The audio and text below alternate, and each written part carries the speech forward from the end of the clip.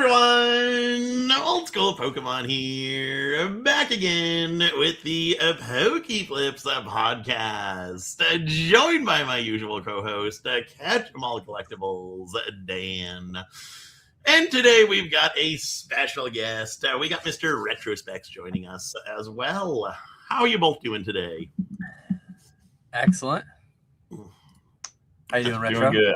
I just want to say it's crazy. Like, I appreciate you guys having me on, but it's crazy. Like, the first time I ever met you guys in real life was at Denver Collecticon, and I remember being in the Spicy Mansion and asking you guys, like, there's no way this keeps up, right? And I feel like we were all kind of like, I don't know, like, probably not. And here we are. It's crazy, man. It's crazy where everything has gotten to. So yeah, appreciate you guys having me on, and here's to another 5 years, hopefully. So we'll see how it goes. Yeah, I just searched retro on Pokeflips, and you were we don't do the season episode number, though we're coming up on 5 years, coming in hot end of March. I think it'll be 5 years. But season 2, episode 19. You were on with us over 3 years ago now. Like, I knew this wasn't your first appearance, but I didn't realize it had been 3 years. That's crazy. How far we've come. I'm gonna look at that's back when I used to. When was what would that have been? That would have been what, 21, 22? December 15th, 2022. So almost exactly 3 years ago. Oh, that was my birthday. That's right. I remember that. Okay, that's crazy. That's funny. Back when we used to timestamp, we used to timestamp all the different topics. Nick used to jot down notes, and then I'd go back and I'd taking the podcast seriously back then. What a bunch of nerds we were. Back when Nick could still stay awake the whole time. We talked about buying Japanese cards in USA. We talked about sorting bulk for TCG Player. We asked if Retro owned binders. We asked if we were bearish or bullish. I should have gone through and like try to find some little snippets, but man, that thumbnail was one of the peak thumbnails of all time. I will say, if people browse and see the old episode with Retro, but yeah, I think everyone probably knows who Retro is. We've got a nice little pretty tight community here. There was a good solid year where it was like a meme on Pokeflips and it was a meme on my channel, like to do the obligatory Retro shout out for the Japanese sealed wholesale boxes, all that stuff. I appreciate that. And at this point now, I think Nick alluded to it in this thumbnail. Retro's out here buying. Did you ever buy the Cybertruck? Is that something that you actually own yet? I talked to my accountant, and she said it would be better to wait until next year and use it as a business vehicle. So I think that's the plan. So definitely appreciative of tax efficiency. So all for following the professionals' opinions on that stuff. But I don't know what a Cybertruck weighs, but I'd imagine it's a lot. I forget the number, but there's a key number where if it's over a certain amount of like pounds, it can be expensed all in 1 year, I believe, as opposed to like having to amortize it, depreciate it across multiple years. I know that it exists, but I don't know the specifics. I think you're right. I'm sure your accountant will know. No, I think you're right on that, actually, because she said, like, if you're going to buy something, like an SUV is better, but I didn't like double click on why. So I think it might have had to do. Yep. Yeah, it might have had something to do with the weight. So that's smart. I'll ask her about that. That's pretty gangster. That's a cool little loophole. Yeah. I know some people will buy like the big, not a minivan. They'll buy like a big full like Mercedes van, whatever. They'll buy one of those big actual vans because it meets some weight threshold to be able to be written off in 1 year.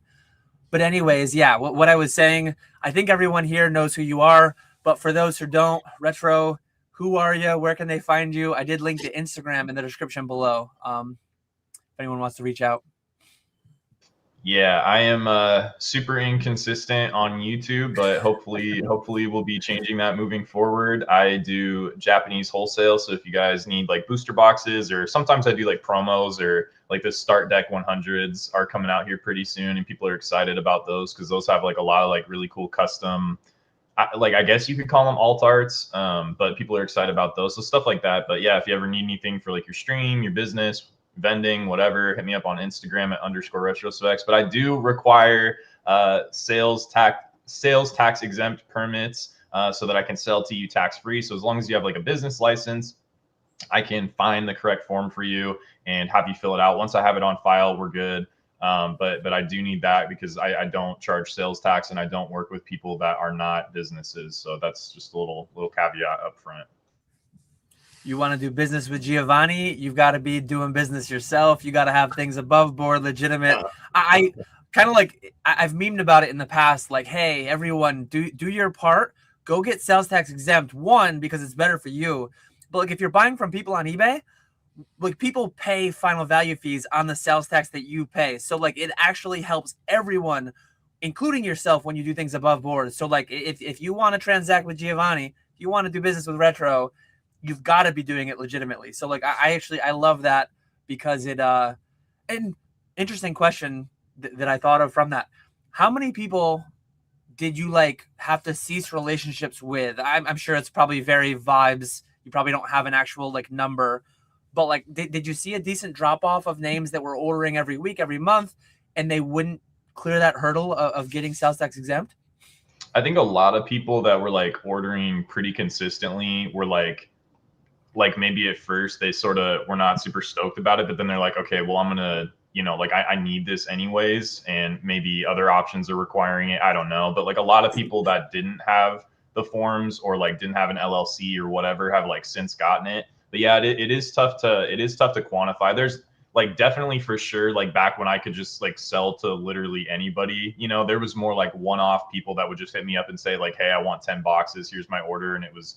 But most of the like recurring people, and it's kind of like a filter too, right? Because like the people that are already kind of like set up are people that have like a good business going because they are doing stuff the right way and they are like more business savvy. So maybe like less people ordering smaller amounts, but the people ordering like super consistently larger amounts are still here. And then obviously like you guys all have like your stuff. So like most of the people that we're all familiar with are still pretty good. But yeah, there was definitely a little bit of like a fall off, but I'm glad I did it like earlier than later, and like didn't cause like more problems for myself down the line having to deal with like Nexus or anything like that. Yeah. So, and I mean, same thing like with the tariffs too, right? Like at first, like people were like, oof, like this is rough. And I try to make it as easy as possible. Like, hey, like I prepay everything up front. It is what it is. But everybody's like, I don't know, like unless you're doing some like backdoor dodgy stuff, like everybody's kind of playing or on a level playing field rather. So once like new products started coming out and everybody was sort of subject to the same like laws and regulations, things sort of like even back out. But it's definitely been like a wild year, lots of stuff to navigate with like, yeah, just the business changing and the tariffs and stuff like that. But still really strong, and then like Chinese coming online, like I think is crazy. And I see like more and more stores like starting to order that. And like sometimes if people haven't tried it, I'm like, hey, like I won't ever force something on you, but like this sells really good for me. Like I'll send you a case for free. Let me know how it goes. If it sells, it sells. If it doesn't, it doesn't. And just kind of like pay me when it sells. But I think a lot of people are seeing success with that too, because it's like a cheaper option. Because obviously like English has gotten so expensive that like going and ripping something at the store with your kid for like $300 is kind of rough for a lot of people. But like going to a store and ripping a box that's like all evolutions, every single card in the set is hollow, and it's like $60, that's like way more approachable for people. So I think that kind of like fills a need rather. So that's been something kind of cool that's come online too this year. Yeah. Quick comment. I see Nick, you got him straightened around in chat, but Winona asks, is the stream format different this time? We're simultaneously live vertical format for like your mobile usage and horizontal format for your TV or desktop. If you're on the one that you don't want to be on, click on Pokeflips. You'll see us live twice. Click on the proper one. But yeah, it's a new feature of StreamYard as of like a month ago, and we've been using it since. I've seen some other podcasts in the space also using both formats. And as always, we're going to be here for the next 2.5 hours or so. We're probably going to go till about 4 p.m. Eastern. If anyone has any questions, feel free to leave them in chat. We're just going to be hanging out, Nick and myself. answering all your questions as always. So leave them in chat. I see some starting to come, so we will run with them. Krabby's cards. We spoke about this for like a second quick before we went live, but Dan, your booster boxes to $100 take doesn't count starting in 2027 when the new printing facility opens. And then in the same vein too, which will spin us into the first topic of the day, I guess. Brad says, did Dan ever pay up for losing his bet to Retro? So as I said, like 2027, May of 2027 is when Destin will turn 2 years old. I'm not good with like the code on the card tells you when it's in like standard format. I don't know the exact time frames for it being out of the standard format window or whatever, but I always go on approximately 2 years. I think Packs of Destin will go sub MSRP. I could be entirely wrong. If and when I owe a case of the Attaché Team Rocket case, whatever it is. I don't think I have one handy here. That fancy rocket case. The briefcase. Yeah. What did you call it? Isn't that what it's called? An ATACHE? Yeah, like attaché or whatever. I think they were trying to be like spy. You know what I mean? Like like dossier attaché. Like they're trying to be all like, ooh, Team Rocket. So yeah, I mean it's just a briefcase, but it looks cool and it's cheaper than the one that's like $15,000 now. So it's cool to have. When does this bet go till? Presumably about May of 2026. Like if it hadn't happened by then, if it doesn't happen within the 2 years, I will tap out. I will say like, yes, I was wrong. I lost that bet, but I'm bullish. It sounds like I have a new print facility coming on my team. And hey, insider info, you heard it here first. I heard that facility was made because they watched the Pokeflips. They watched the episode. They watched the live stream where I made the bet with Retro. They are fully wanting me to win, so they're only printing Destin Rivals booster packs. That's what I heard at least. No guarantees there, but I heard that print facility was solely made to make me win my bet to get people their Destined under MSRP. So we'll see what happens on that. But let me see if I can find the PokeBeach article. Retro, I'm way too deep in the PokeTube rabbit holes and stuff. I heard about it last night. I think it was fresh news yesterday. Yeah, yesterday at 4:45 p.m. I'll pull this on screen and give everyone a quick overview. But what are your guys' initial thoughts? Nick, if you want to go first, and then I can share the article from PokeBeach, and then Retro, once you have the full information, then you can give your thoughts too. I haven't looked into it that much either, but I'm excited for it. I just saw like a thing on Instagram story. So is it them expanding their current facility, or is it them actually making a whole new facility? Either way, it's a very needed upgrade. And I'll give a quick. Yeah, let's hear the quick synopsis there. Yeah. I'll give a quick synopsis because I genuinely don't know the full answers either. But an unidentified company has agreed to lease 1.27 million square feet at the Spark Manufacturing Campus in Morrisville, North Carolina. According to the developers, this represents the largest manufacturing lease signed in the U.S. in 2025. So, like, putting into context of just commercial, industrial type manufacturing, this is big. This is very big. I know where I used to work was a 150,000 square foot building. It was massive. 1.27 million is very, very massive. I think Troll and Toad. I think the company that Troll and Toad and Mad Al and a few other businesses in, I think that's about 1 million square feet. While developers have not publicly named the tenant, we can confirm it is Millennium Print Group. That is a wholly owned subsidiary of Pokemon. Like Pokemon bought that. They've been running it for a few years now. In addition to leasing more than 400,000 square feet of existing buildings at Spark, Millennium will also receive a newly constructed 866,000 square foot manufacturing facility on the campus. So I'm not super tapped into the industrial printing type facilities. I don't know how long it takes to spool one up, but it sounds like a 2-phase thing. Phase 1, they're leasing soon 400,000 square feet.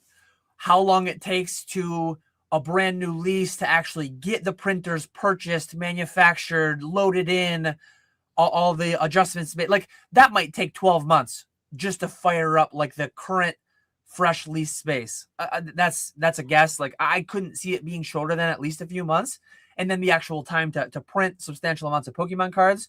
But one portion is leasing existing buildings, which should be sooner, quicker, and then the other portion is construction that will be newly started on 866,000 square feet that won't be completed until 2027. At least in my area, when we used to have projects that were multi-year, very few hit the time frame. When I hear 2027, it's like it's probably going to be December 2027. It could be June 2028. Like the way that some of these time frames can slip over time, who knows? Maybe it's January 2027. Maybe they're printing 30 billion cards in 2027, 2028. But throughout 2025, TPCI has acknowledged current shortages, stating it's printing at max capacity. And yeah, the bottleneck is printing capacity. The printers can't keep up with demand. So what, like the engineer in me, the initial questions that come to my mind are like, what is their current footprint today? Is 1.27 million square feet? It sounds like a lot. Is that a 30% increase?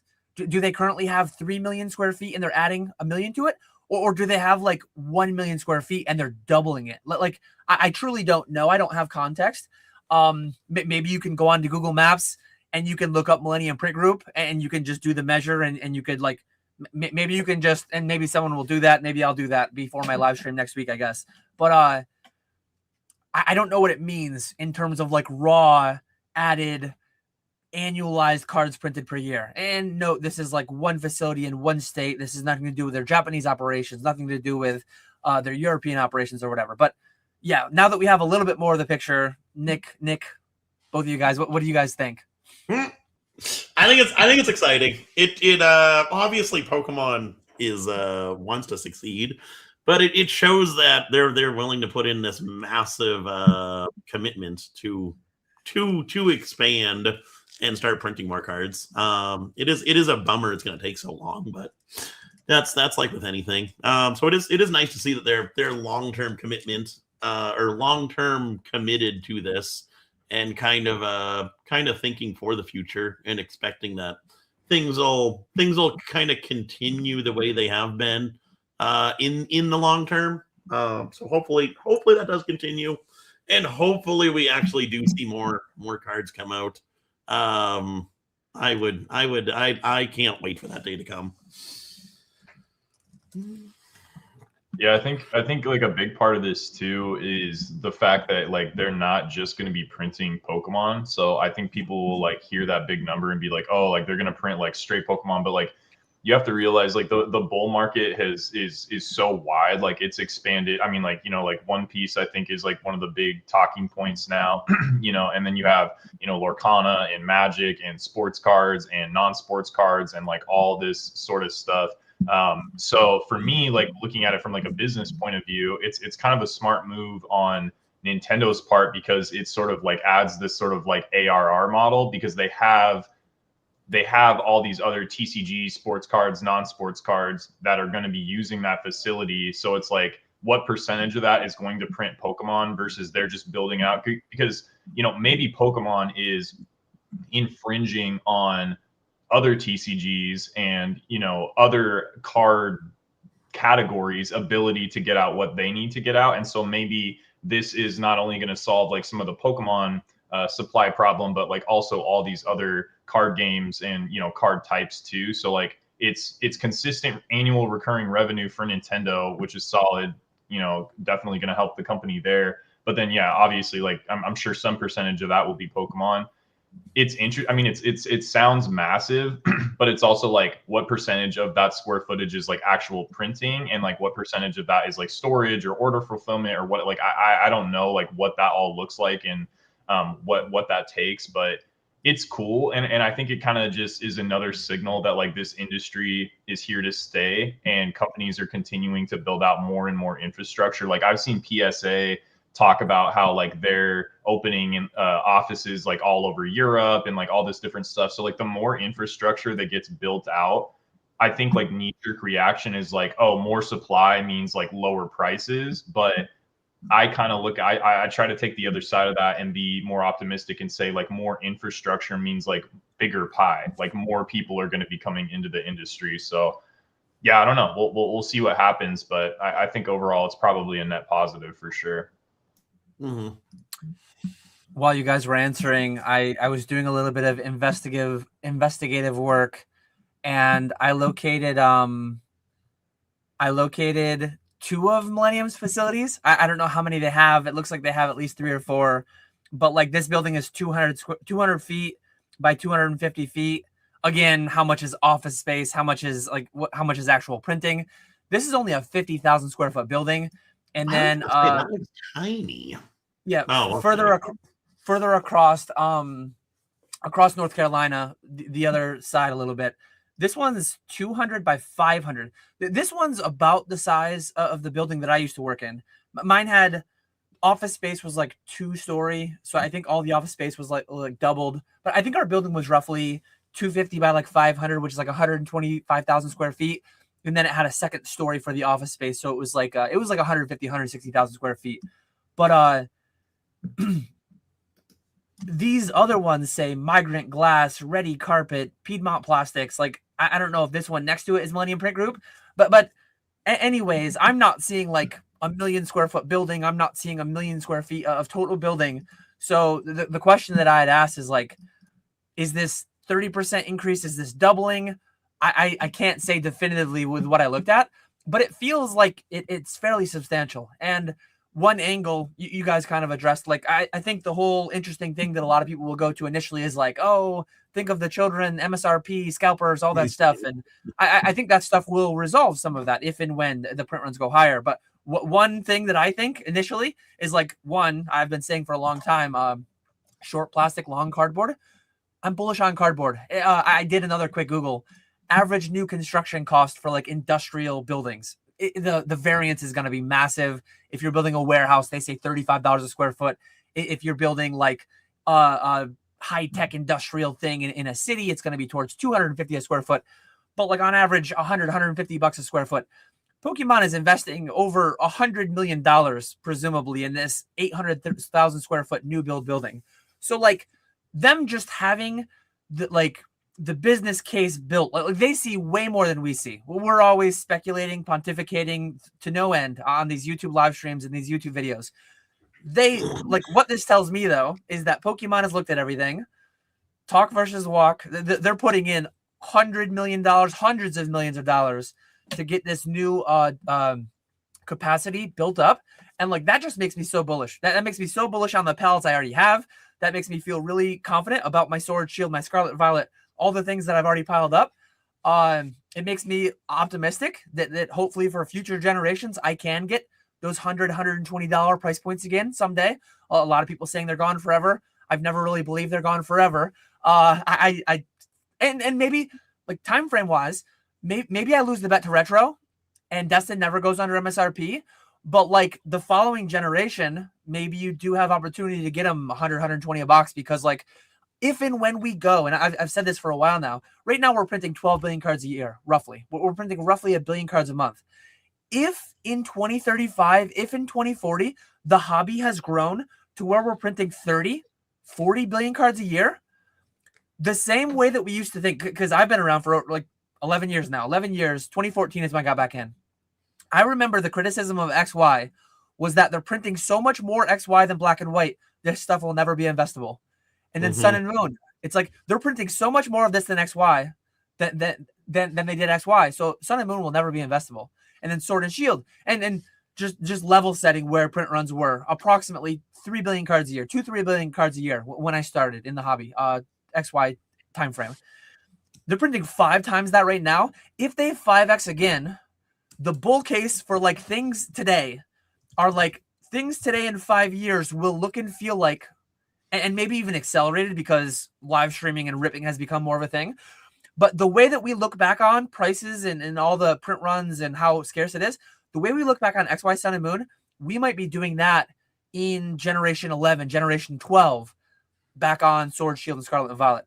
So like these Evolving Skies boxes that are $2,000 right now, they truly could be $10,000, $15,000, like Phantom Forces, like sets like that. These $300 Destined Rivals boxes truly could be $2,000, like Evolving Skies. Like the bull case is there. The bull case is absolutely there. And when you see evidence like this, when you see Pokemon putting their money where their mouth is, putting $100 million plus into building out new production, I'm bullish. I'm bullish for sure. Well, one thing I was going to ask too is, do they only do cards? Because one thing I haven't heard anyone talk about in a long time is Pokemon Lego. Like that's going to be massive. And ooh, that is true. You know what I'm saying? And like I could see them needing square footage, literally just like Lego needing like extra square footage just to like fulfill how much demand there's going to be for Pokemon Lego. So it's like, will they do any of that there, or is it only like a specific like card facility? I don't know, but I think that's gonna print. Like I think that's gonna do so well. And I think Lego. I don't know if Lego is publicly traded, but I'm sure they're gonna make a ton of money on Pokemon. And I'm glad they're doing it, because like every time you go into Target and you see like the knockoff brand Lego Pokemon stuff, it's like, come on, dude, like what are we doing here? Like just make it. They have like Lego One Piece. It's like, how do you have Lego One Piece but not Lego Pokemon, dude? Like I don't know. So I'm excited for that for sure. That was definitely going to be biggest. So hard to get when it releases. That was the biggest miscollab of all time. I did a quick Google, and yeah, again, bullish. And as far as I understand, like PBM Graphics, which is the one that prints Magic in the new MetaZoo, Millennium is primarily Pokemon, but they have contracts for other people too. I think they're printing some of like the boxes. They're printing some of the actual like the ETB booklets. Like I could be wrong, but I think they print some of their own packaging as well. There are some other none of the names are coming to my mind, but I'm sure you see. Is it like Bennett packaging or something? There are certain things that I've seen on a lot of the boxes that I think it's one of like they make the cardboard boxes, like the actual cases, but there are certain names that Pokemon also uses that makes like the actual cardboard cases and stuff. But anyways, I did a quick Google. I think years ago, maybe decades ago, I think Lego is like a Denmark company, a Danish company, I guess is the right way to say that. Yeah. Decades ago, I think they were all made in Denmark for a while, but now apparently there's 6 factories worldwide: Denmark, Hungary, Mexico, China, Vietnam, and then it says right here, which I had not heard elsewhere, a new factory in the United States in Virginia is also expected to be fully operational by 2027. So I'm sure some amount of that was probably like Lego's just general growth. Some amount of that is probably being expedited because of the whole tariff situation. I'm sure Lego probably doesn't want to deal with like, hey, now to get them into the United States, where probably one of their major demand centers, they're probably being added that frictional 10-15% fee or whatever. So yeah, like speculation, but I think it's strong speculation that they're probably doing everything they can to expedite that. A combination of like, hey, these Pokemon lines are going to have massive demand. They're going to need massive print. But then also additionally, like, hey, this new tariff situation that kind of fell on us in 2025, we're going to save a lot of money once we get domestic infrastructure to manufacture in the United States. So yeah, that's interesting. But bullish, very, very, very bullish. I hope. On Lego too, in Japan, Lego is big. Like they have like entire sections of like toy stores like built out, because obviously like a lot of them are Nintendo IPs too. You know what I mean? Like there's like the Super Mario stuff and then like One Piece and stuff like that. So I don't like, I feel like it's not just going to be like American demand. Like the Pokemon Lego demand is going to be worldwide. So they definitely need to step up production. Sorry for interrupting you. Oh, no, you're fine. And I was just going to say, like, right now, again, when I got into the hobby, print runs were 2 to 3 billion cards a year. It's great. Like, we're 5x'd. We've already 5x'd from when I've joined the hobby on, like, pure, just raw print numbers. We're printing 12 billion cards a year, approximately. A billion cards a month. I hope 5 years from now, the new baseline is 25, 30 billion. Not just because that bodes well for, like, my current investments, right? But like it makes the hobby bigger overall. It shares this thing that we all know and love with a lot more people, and I think they'll enjoy it as well. So I really like all that. I did a quick Google too, just out of curiosity. While exact figures fluctuate, estimates suggest over 1.1 trillion Lego bricks have been made by 2024. Just out of curiosity, it's like how many Lego bricks do they make a year? Believe it. Because They they've say been roughly a company for so long. They say 36 billion bricks annually, approximately. So they're making 3 Lego bricks for every 1 Pokemon card currently. But hey, and now we got something to shoot for. My hopes are by 2040, I would like to see the number of Pokemon cards overtaking 1-for-1 Lego bricks. But with Pokemon Lego coming, that will be hard. That will be a hard race to win, I'd imagine. I cannot quite see that, but yeah, Just Humble says just in time to print Destined Rivals to the ground before it goes out of rotation in 2027. That will actually be hilarious.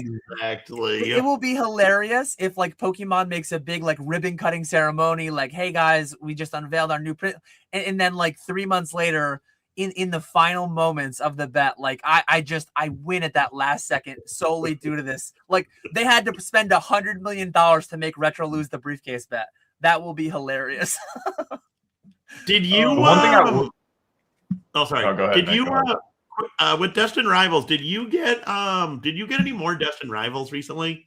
Because I just got. I don't know if it was just something they found in the warehouse and he offered it to me, but I got yeah, exactly. I got 3 cases of the sleeve boosters. I did get sleeve boosters. I just got Phantasmal and Destined Rivals sleeve boosters. Over the last 2 months, I was just talking about that this morning in office hours. Over the last 2 months, I've been getting like a lot of different things. Like they're printing all kinds. I got prismatic booster bundles. I got different poster collections. I got like all different kinds of stuff. My Wave 2 Charizard UPCs just hit. All different kinds of stuff has been flowing the past 2 months, and like prices are still doing what they're doing. Like a lot of it is being consumed, which again makes me bullish for sure. Oh yeah, yeah. I want to load up on those Phantasmal, or I guess they're not Phantasmal Flames UPCs, but the Mega Charizard UPCs. Like those are good, dude. And like print quality in English has definitely like taken a step up when they like went into the Mega era. I don't know if they changed the blades. I don't like it's. I've kind of noticed this, and I'd maybe like to talk to somebody at some point at a print facility, but like I've noticed this, especially with Japanese sets, like a set will come out and the centering is really, it's kind of like, have you ever set your car clock against like your phone and it's like seconds off, and then over time, the spread, like you get what I'm saying? Like you said, it's like 4:55 and your phone is 4:55, but then like 3 months later, your car clock says like 5 o'clock when your phone says like 4:57 type thing. I feel like that's what happens with the computers when they're doing the sets, because like they calibrate them initially. And so like maybe the first print run is good. Like Terrestrial Festival, the first print run of that was so good. Centering was really nice. The cuts were really nice, all that sort of stuff. And then every subsequent wave after that, centering was god awful. So I think, and I don't, but this is just like where my mind goes to, is like the computers, like the calibration slowly drifts over time. And so the centering gets like progressively like worse and worse and worse. So I don't know, like maybe they like had to change the computers, had to like recalibrate the machines or whatever. But like, I feel like I haven't seen quality on English this good since like Crown Zenith. You know what I mean? So it's like nice rounded corners, no like, you know, whitening with the sort of like weird jagged sort of like octagon sort of cuts in the corners or whatever. Like things are looking good now. So hopefully with the new print facility, English isn't like PSA 7 out of pack anymore, but we'll see what happens. What do you think of this Charizard UPC compared to like the original, the Sword and Shield one? Because I don't like the promos in this one. I like the promos in the Sword and Shield one way better. But the pack selection and like the playmat, the deck box, the coin, all of that other stuff is so much better in this one. So I'm torn on how it'll do. I think it'll do well long term, but will it do better than the Sword and Shield one? I don't know. The pack selection is really good. I agree with you there. What do you think, Dan? I think one thing that like is just going to potentially embody this era, like if and when the new printers come online and they don't go back far enough. They forget about Prismatic, they forget about Destined, I Lose the Bet, all that stuff. Like for this to truly outperform, it's like you have to be fair about it. Like the Charizard UPC, the 151 UPC, you could get those for like $80. You could get as many as you wanted for like $80 a piece. So that's actually one question that I was going to ask you guys too. Like right now, what are we at? 150, 140, somewhere in there. What do you guys think the bottom of this will be? And then if and when the bottom's only MSRP, like say it's 120, well, dollar for dollar, you're getting 33% less, right? Or no, you're getting 50% less. If you were buying the old one at 80 versus buying this one at 120, you're getting 50% less of them. So like dollar for dollar, I like the old ones better just partially because they went down to 80. I think they'll age better overall just because generally it was a little bit lower print runs at the time, a little bit less like investory at the time. But my strategy for these, like when I got my first wave, I knew wave 2 was coming. So like wave 1 all got broken down. They all got sold in the live stream. They all got ripped, whatever. They all got like torn down. And then wave 2, I'm going to set a couple back from wave 2, 4 cases maybe, nothing crazy. Because wave 2, I think more waves will come. Maybe they won't come to me, but it sounds like Costco. It sounds like Target, Walmart, wherever. It sounds like they're going to get them, which will have an effect on the pricing. I never do anything all at once. So it's like, I'm not going to wait for 80 and then drop 50 grand on them. I'm probably going to like, hey, if they get to 120, I'll buy 10 or 20 cases. Then if they get to 100, I'll buy 10 or 20 more. Then if they get to 80, I'll buy a bunch more. But yeah, what are your guys like overall strategy on the Zard UPC? Do you have any already? I probably have 4 cases that like came from wave 2 that I'm not going to touch yet. I'm going to set them back in case they run away from here. But my price target, I think they'll be available at 100. But just in case, I'm going to hedge my bet, buy some at 120. And then if and when 100 doesn't come, it's like, I've got more. But yeah, what are you guys' price targets? Do you have any setback yet? What are your thoughts on that whole like play? I was a dummy and didn't realize because with one of my distributors, you can go to your like portal and see what your allocations are for products. And so when I looked at the Charizard UPC when they finalized the numbers, I saw that I was getting whatever 48 of them, but I didn't see anything else. And so I figured, okay, there maybe there's not a wave 2, or I'm just not getting a wave 2. So I set 1 case back and then broke everything down, sold everything. But then I just got another 54 of them or something. So I'll set another few cases back with this release. So that'll be kind of nice. That was a little nice surprise. And then I did finally find out where you see the second wave of products as well. So I'm no longer a dummy. Which is a good thing. But yeah, I'll definitely set back a few cases of the Charizard UPCs.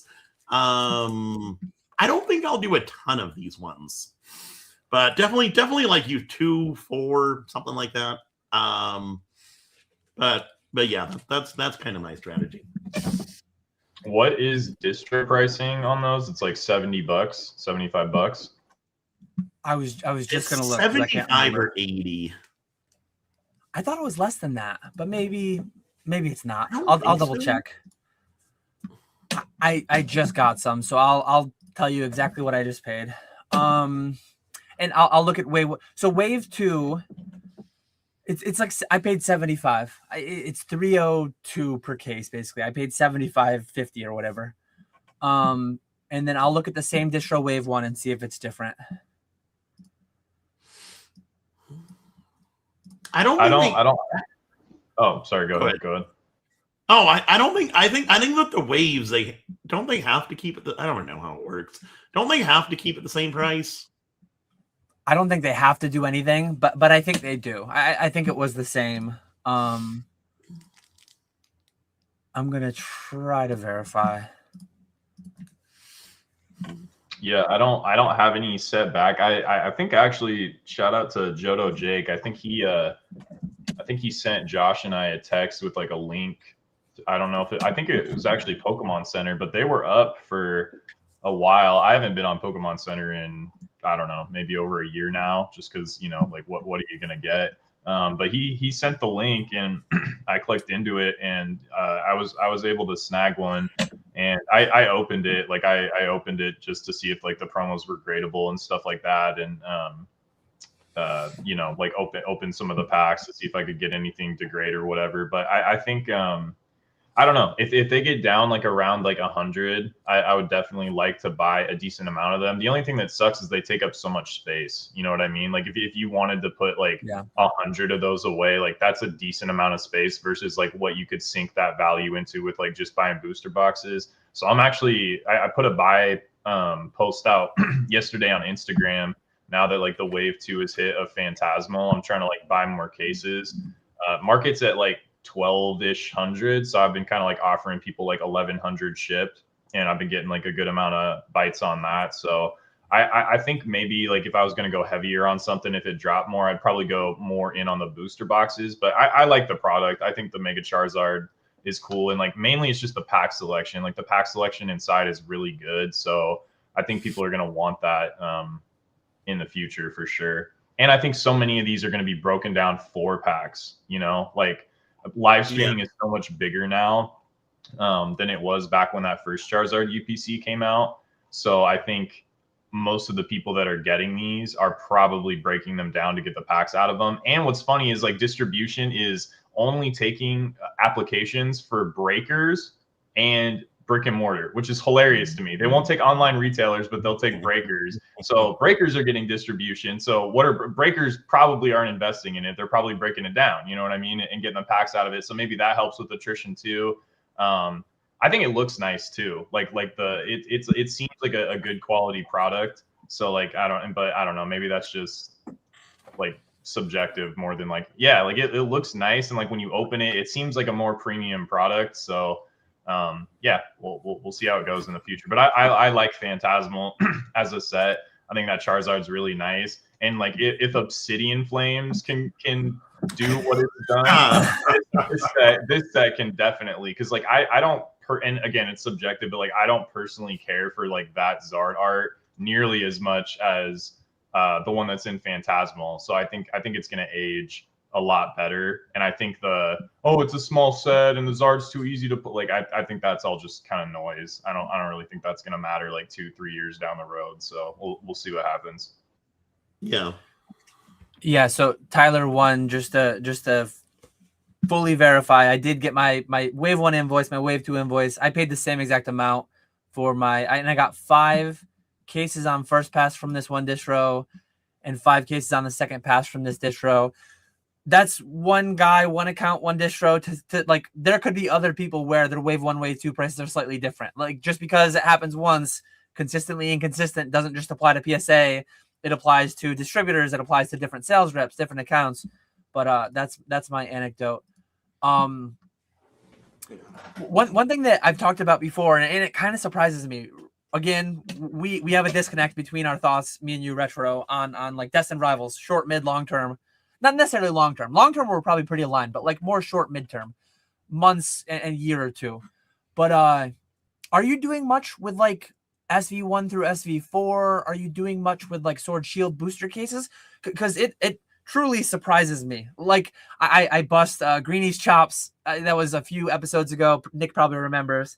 I busted Greenie's chops because like he was going not all in, but he was buying a lot of Phantasmal Flames like at like launch, and I just think that's going to age pretty poorly relative to other things. Dude, I bought I did too. I bought I got the one case through like Eli, like being in his group, so I got that for distro pricing or whatever. But I bought Winona's allocation, which I think was like 4 cases, and I think I paid like $6,000 or something. So I paid like $1,500 a case.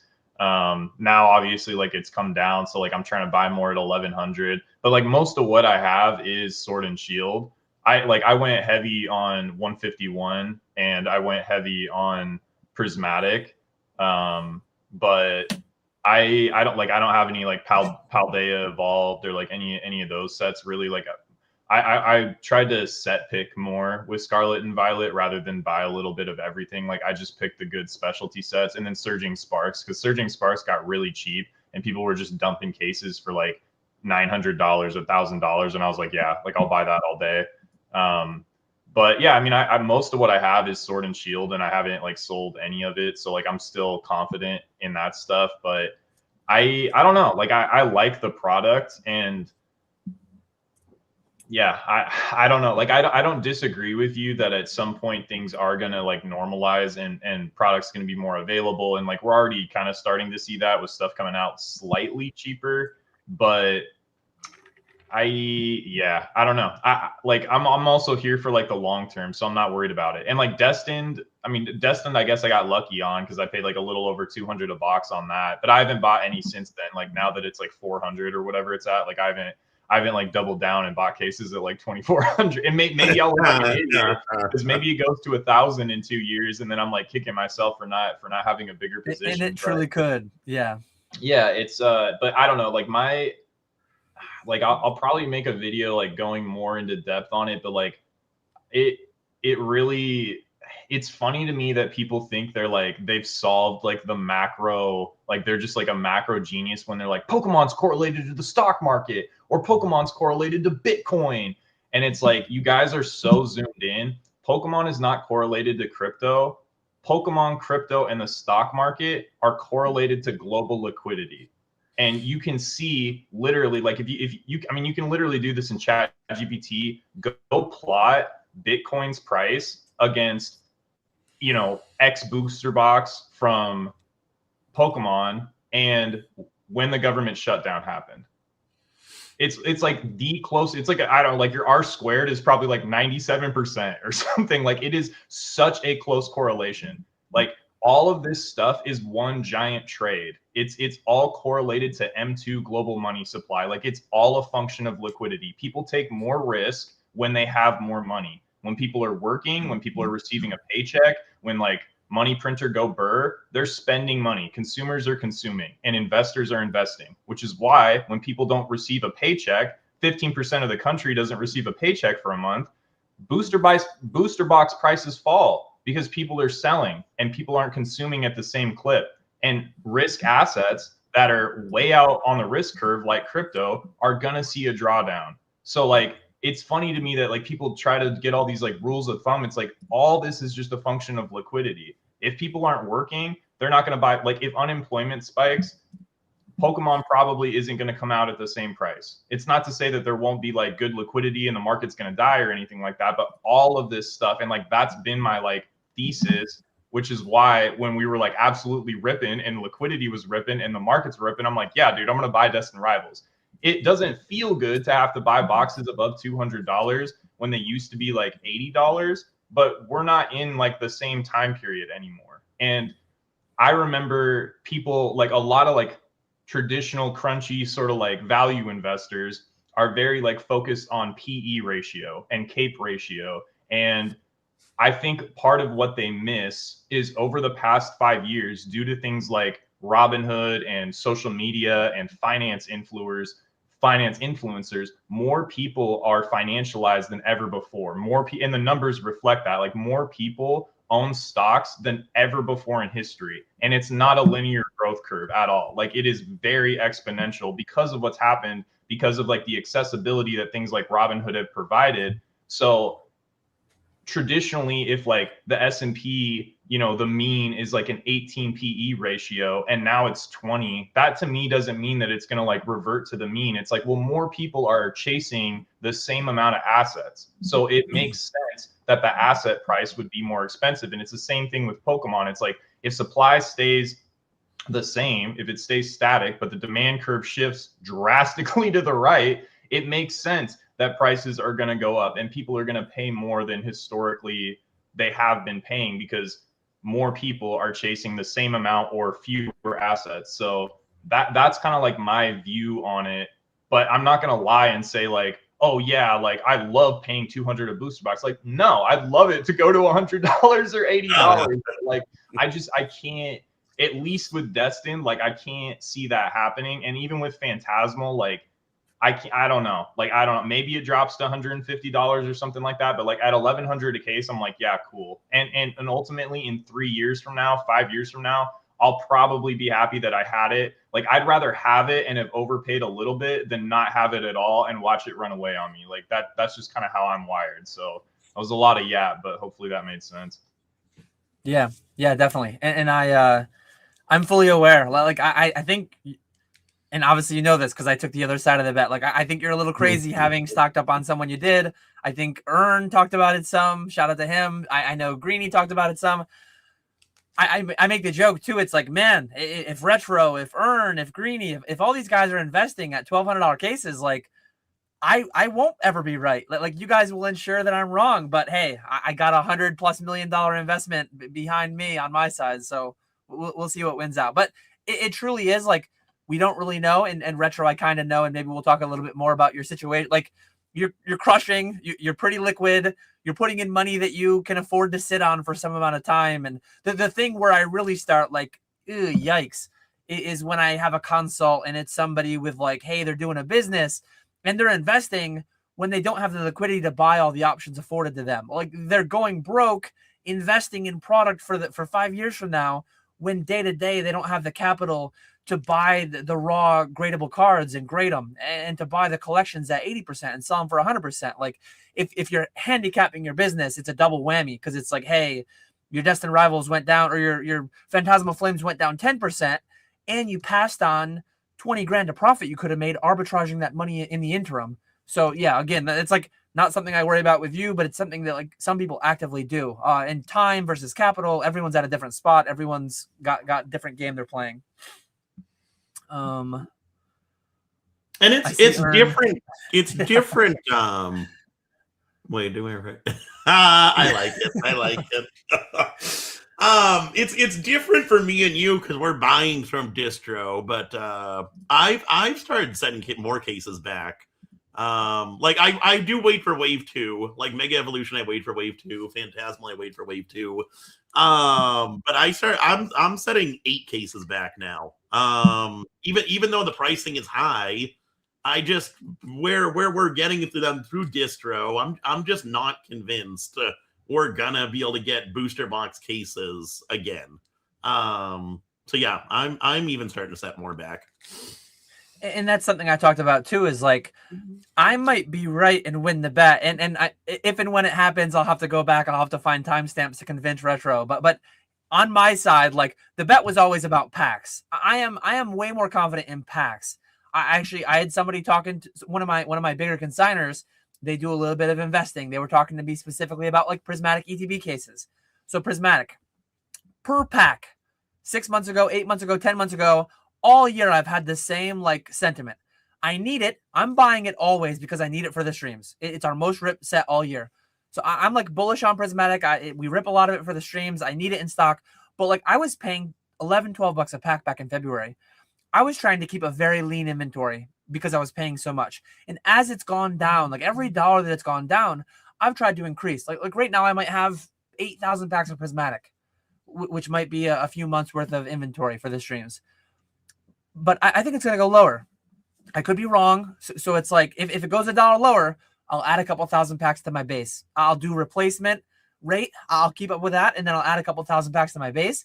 If and when it goes to $5-6 a pack, like, I'll just increase that base, right? That's what I did with Crown Zenith. That's what I did with 151. But there's a world where the boxes never go below 200, but the packs go down to $4 a pack. But like, I think a lot of people realize it, but I think some people don't see that as a possibility whatsoever.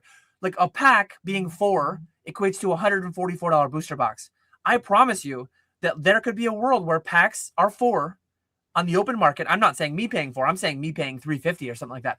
Packs of prismatic could be 4, 5, and ETBs could be $100 an ETB because they just never reprinted the ETB. They never reprinted the case of ETBs. Or you could even have where packs are 5. Say packs are 5, ETBs are 100, and ETB cases are 1,500. Because like, they might only do ETBs through Costco. They might only do ETBs through Target, one-off, onesie twosies, no cases. So and that's, again, hedging my bets. I set back 4 cases of every set because I just don't know. Cases could run, and I think I have 6 cases of prismatic ETBs that the packs are down, way down. From the time that I put those on a pallet, I want to say packs are down 40% from 11 to 7 or so, or 8 or whatever they are. And the ETBs are up. The ETB cases are up 10% or something because they're two different products. Yeah. I think about it from time to time, but not all the time for sure. He we have a wakes couple up questions. at night having nightmares about losing the bet. Wakes up in a cold sweat. A couple, so Galaxy, a couple just comments I'll take, and then I'll pivot us into a couple themed questions that are in the same vein. So Galaxy 7, love the new business series. Retro, please make more. I teased Retro. I think it was before we went live, but shout out to the Off Center podcast with our friends over there. You got Thrifty, you got Mason, you got Squeaks, you got Radar. But I teased Retro a little bit. Him and Radar are in a competition, being the most inconsistent. Hey guys, I'm back. Hey guys, I'm gonna make regular content, and then they vanish. So Retro and John are both coming back like in the same time frame. We'll see who wins. Put your bets in the chat. Is Retro's consistent content going to outlast Radar's, or I love both your guys' content so much, but both of your content, all the ebbs and flows of it over the past few years has been some of my favorite consistently. It's just been the most consistently favorite content out there. So hopefully we're blessed with a bountiful 2026 with Pokemon prices, with Retro and Radar content. In March, I'm driving up to Radar's store, and we're gonna do a live stream. Both of us are leaving YouTube forever. Oh man, please don't. We're here for a good time, not for a long time. With respect to your content, hopefully a good time and a long time, but we'll see. Pokeflips, it's like it may not be the best, it may not be the most amazing, but we're gonna be here whether you want it or not. We're going for our decade anniversary. We're almost halfway there in March. So I did see this comment. I saw your story the other day. I think you have some investments in cat, but yeah, Zorner, when we were talking about million square foot facilities, he talked about the cat facility being 2.5 million square feet. And that's for like big industrial equipment that literally moves the earth. Just to reference how big like 1 million square foot of space is. Here's a shout out from Winona. Shout out to the sales tax exemptions. If you want to work with Retro, you have to have it. But here's an anecdote. Sales tax exemption was a one-time $80 purchase for me 3.5 years ago. In addition to just enabling way more plays, has saved me minimally a high five-figure amount. I believe it was $35 if my memory serves me. I think it was $35 to do the paperwork at my county building in New York 12 years ago at this point, predating Pokemon. 12, 13 years ago. I registered I got a DBA for $35, and I got a sales tax resale certificate in New York. I want to say it was $35 each. $70 that compounded into like the return on that investment, if you want to call it that. 8 figures plus in total sales since that little purchase made. So legitimize, do things right, buy some wholesale Japanese from Retro. Winona's in Washington too, and like it's different, you know, based on like your zip code or whatever. But like sales tax here is high; it's like 8+%. You know what I mean? So like that's a lot of money.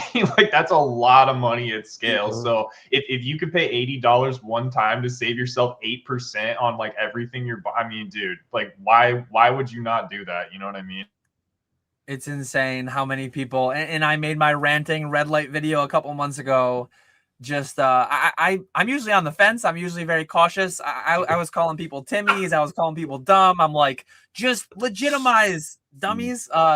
And actually the amount of people that messaged me and said like, hey Dan, that was the wake up call that I needed. And now they're registered. Maybe they're buying a little bit of wholesale Japanese from Retro.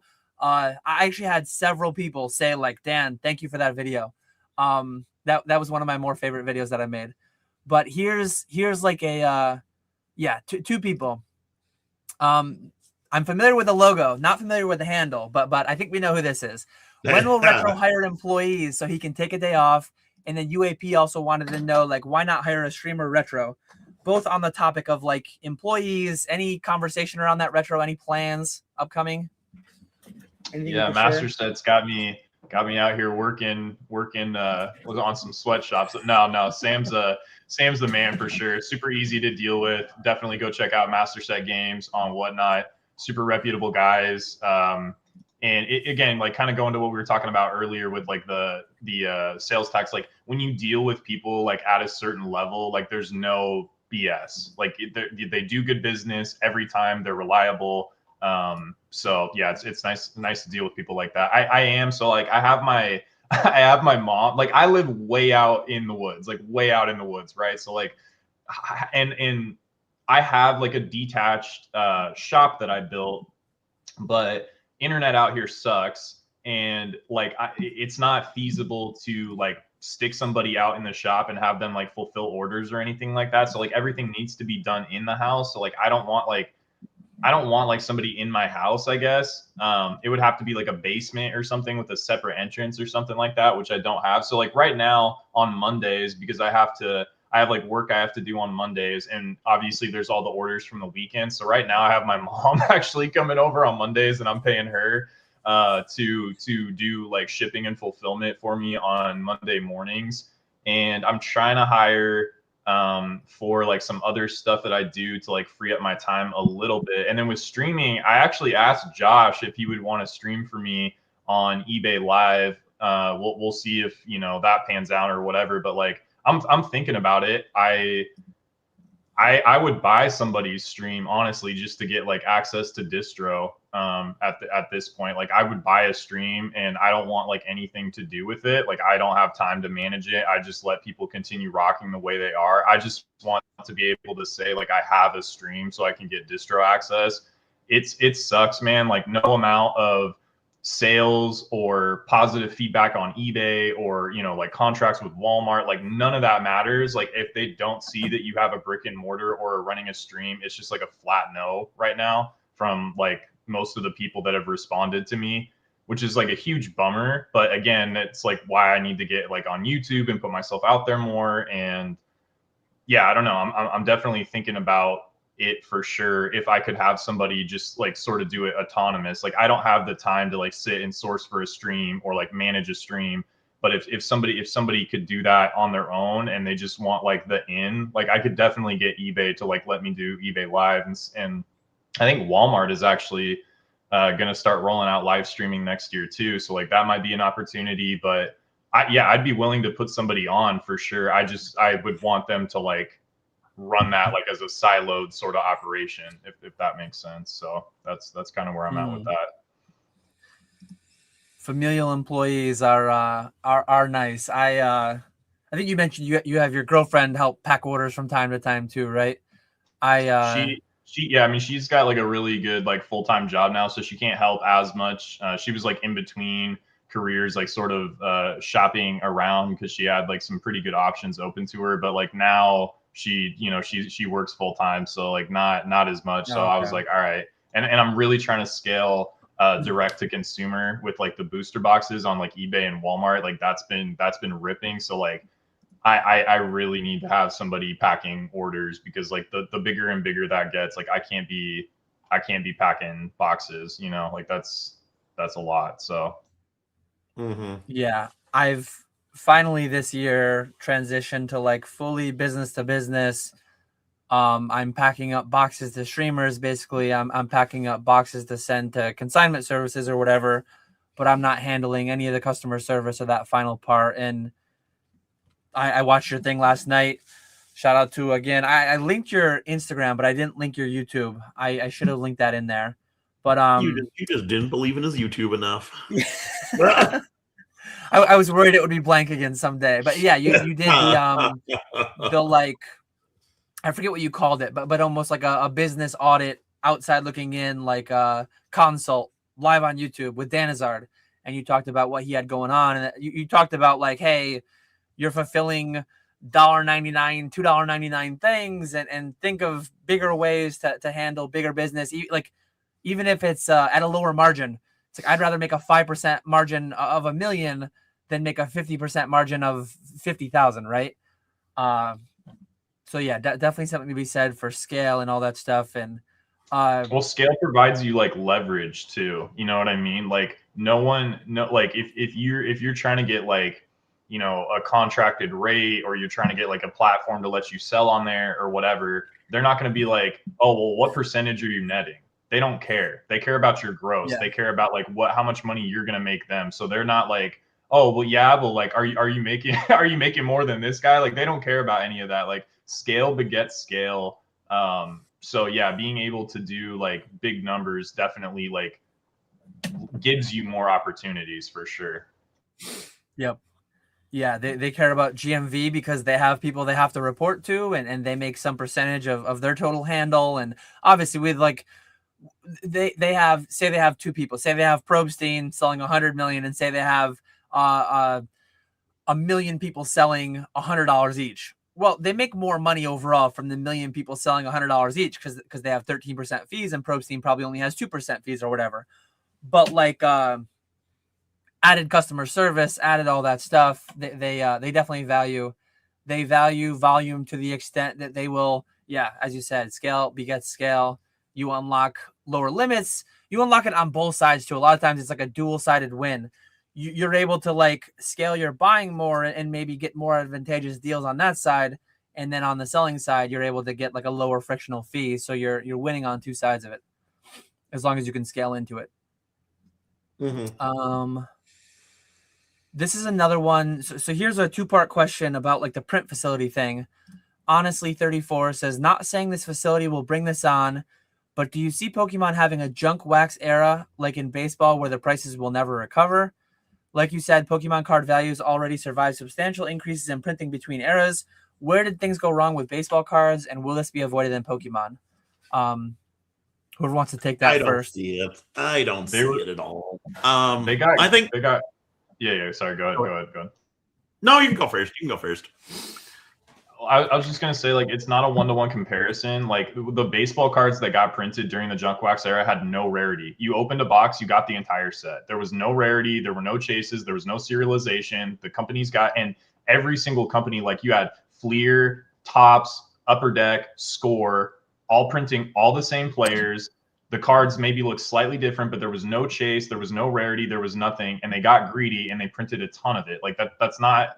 It's not a one-to-one comparison. Like I don't know. That's pretty much. That's exactly what I was gonna say. The having a complete set that you could go buy just absolutely destroyed it, and then having all those different companies competing against each other, just absolutely destroyed it. Plus the normal. Pikachu's never going to do steroids. Squirtle's never going to get a DUI. All that stuff. Whereas sports cards, people come and go. They get forgotten about. Pokemon's not going to have that. I'll take it from a slightly different way too. I think some people don't realize this, but like Pokemon truly could. They could print themselves to death. I think for many reasons, I think they won't. But they could. Like they printed 12 billion cards last year. If somehow they flipped a switch and they could have printed 100 billion cards, 200 billion, I don't know what the number is. Maybe they would have had to print 1 trillion cards. But if everyone could have everything, no one would want it. It would be like a vicious cycle where like there's too much product, demand goes down, that more product comes out because more people sell. So Pokemon could print itself to zero. But here's why I'm confident they won't. One, it's a very profitable business. I think they're very good at like gauging demand, and they did it once. They almost printed themselves to death. Pokemon almost died in the mid 2000s somewhere. I wasn't around then. Most people weren't. That's why this was the case. But like base set boxes went to $30. Jungle fossil boxes went to $30. And newest sets were 90. Old sets, original sets were $30. Pokemon has seen that. Pokemon saw what sports did.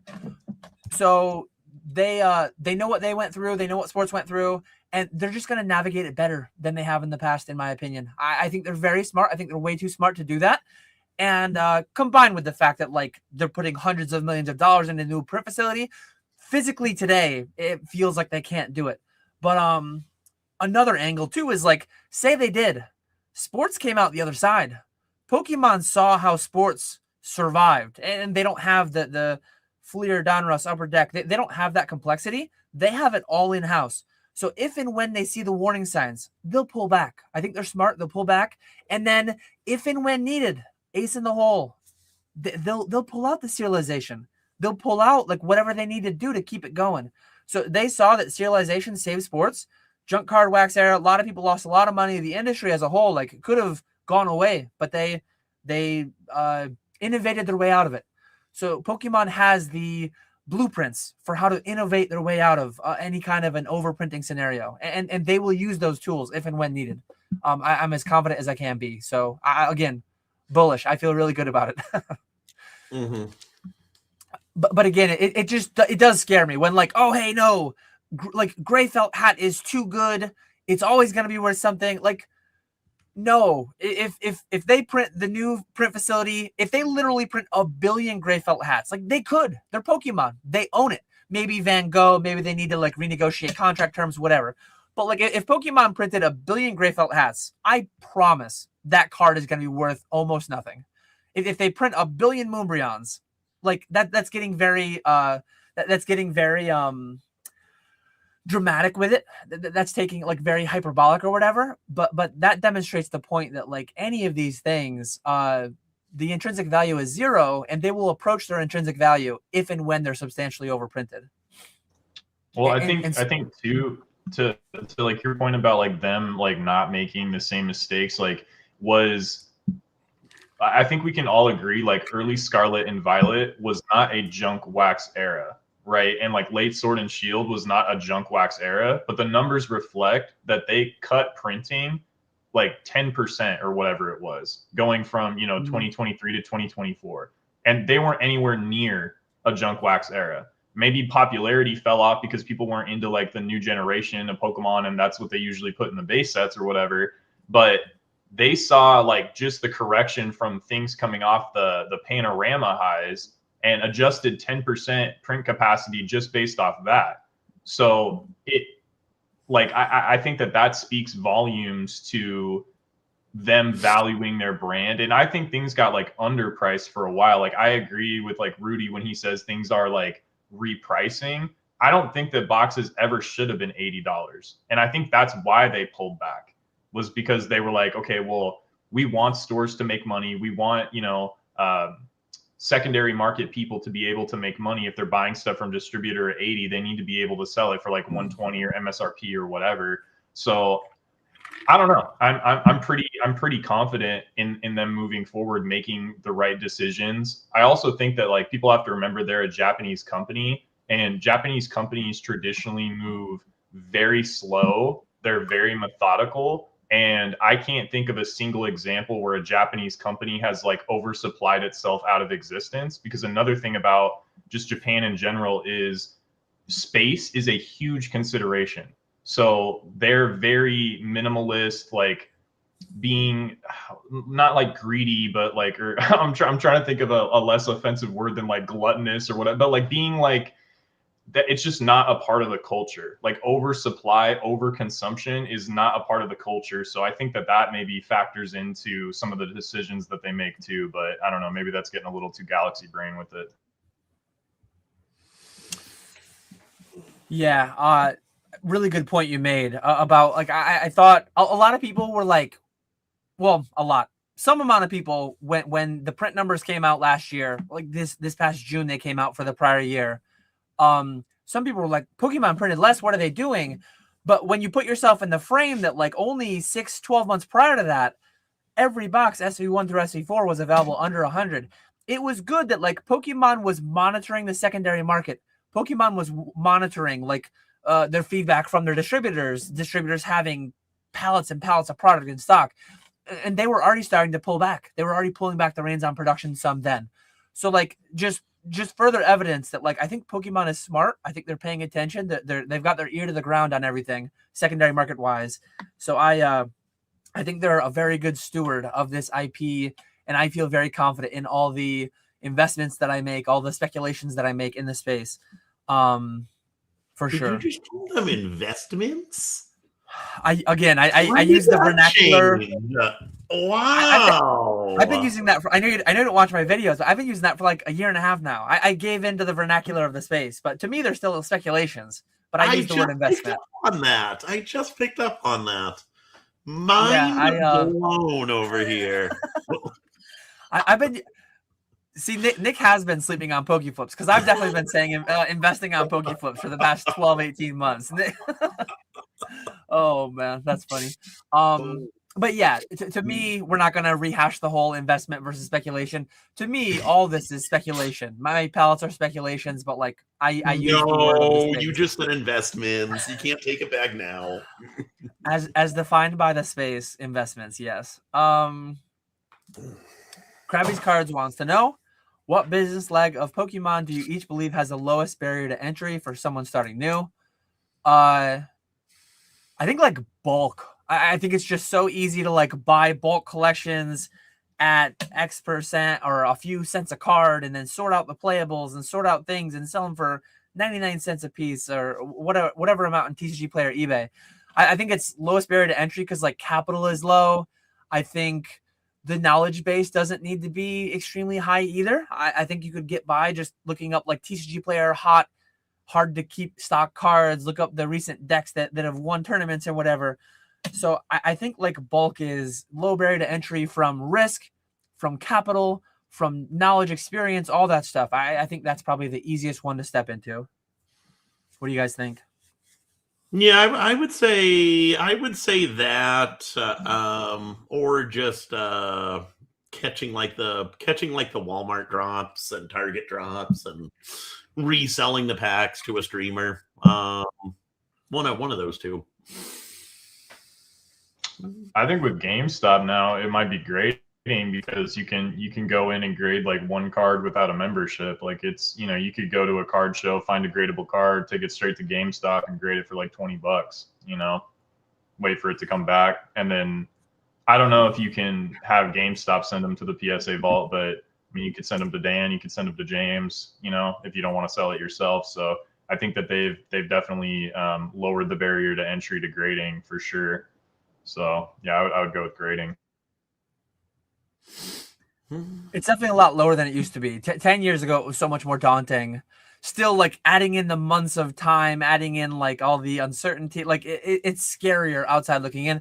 Bulk, you can literally go to Facebook Marketplace. You can buy a collection. You can have them listed that night on eBay. You can make your first sale within 24 hours. And then risk too. Like you can go buy an alt art at a local show thinking it's going to be a black label. 6 months later, you pay your $15, $20 PSA bill through GameStop, and it's like you got a 7. And like risk wise, I just think the barrier to entry is a little bit higher. But it's the barrier to entry. Like 10 years ago to today, what has the barrier to entry lowered the most on? I would say grading by far. Like it is insane how much easier it's gotten.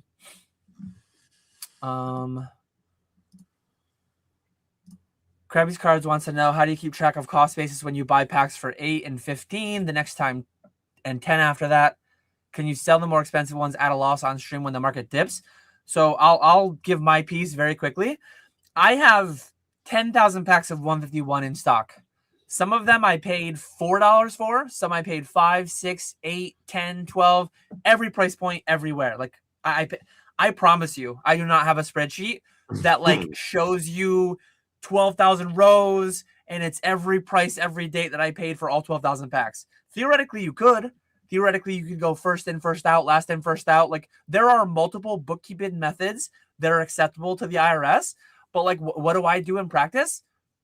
I kind of wing it. I kind of estimate it. I do my year-end inventory at the end of the year. I'm accrual basis, so I need to actually do that.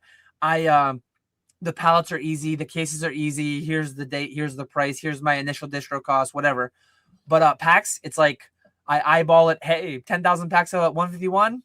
I paid $6, $7 an average, something like that. And then I go from there. What do you guys do with respect to that? Or are you cash basis and you just don't care about any of it? Yeah, exactly. Yeah, no, it'd be I've always said I'd love to keep better track of stuff, like buy one collection, have like an inventory code, sell that whole collection, but it's just way too much to do now. That's one of the nice things. Like when you're starting, you can have an Excel sheet with an entire collection and actually keep track of it. But as you grow and start selling more and more, it just becomes impossible to keep track of it like that. Yep. Yeah, I mean, same thing. Like, I'll put like some stuff I'll put into an Excel sheet, but for the mostly the stuff that I'm putting into an Excel sheet is stuff that I'm not going to list, like, because I need to be able to, like, I don't want to have to go through and count inventory at that. Like, I have to do that here. Like, I have to come up with inventory for the end of the year for my accountant, and I'm not looking forward to it. But I've been doing a pretty good job of like keeping track of my buys. Like, oh, I bought like a case here, I bought these bundles here. But everything else is just in versus out anyways at the end of the year. So if like you're going to turn around and sell them and they're not going to go to long-term inventory, then like it doesn't really matter if you're doing things right and you have everything in a separate bank account. So make sure you got a separate business bank account and you'll make your life a lot easier.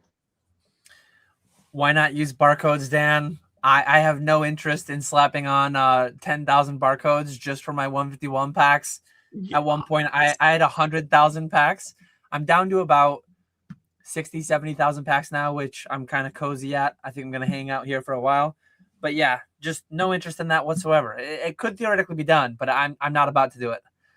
Oh, you can use the ones on there from before. I mean, booster packs do have individual barcodes, don't they? But they're not unique barcodes. So it's like I have 10,151 packs all with the same UPC on them. So that doesn't do anything. It's just a lot of estimating goes into my year-end inventory. It's close. It's plus or minus X%, which is acceptable. I've had that conversation with my accountant. So we got that one. Pokey South said, haven't been in a live in a while. Question for Dan and Nick. Are the streams still printy? Nick, are you still printing over there? We're still printing over here. No, they've been going really well still. I will say there is it is kind of surprising. We've been doing the daily deals through the month of December, and they are definitely really good buys. But last year was the first year we did it, and they did well enough to continue and expand upon that for this year. But then this year we've been selling out of almost every single daily deal, which is so those have been going really, really well. And I have aside from that, I have noticed like it is slowing down a little bit in terms of like the number of packs being opened every night. People even like the auctions have slowed down a little bit. But overall, it's been very, very good.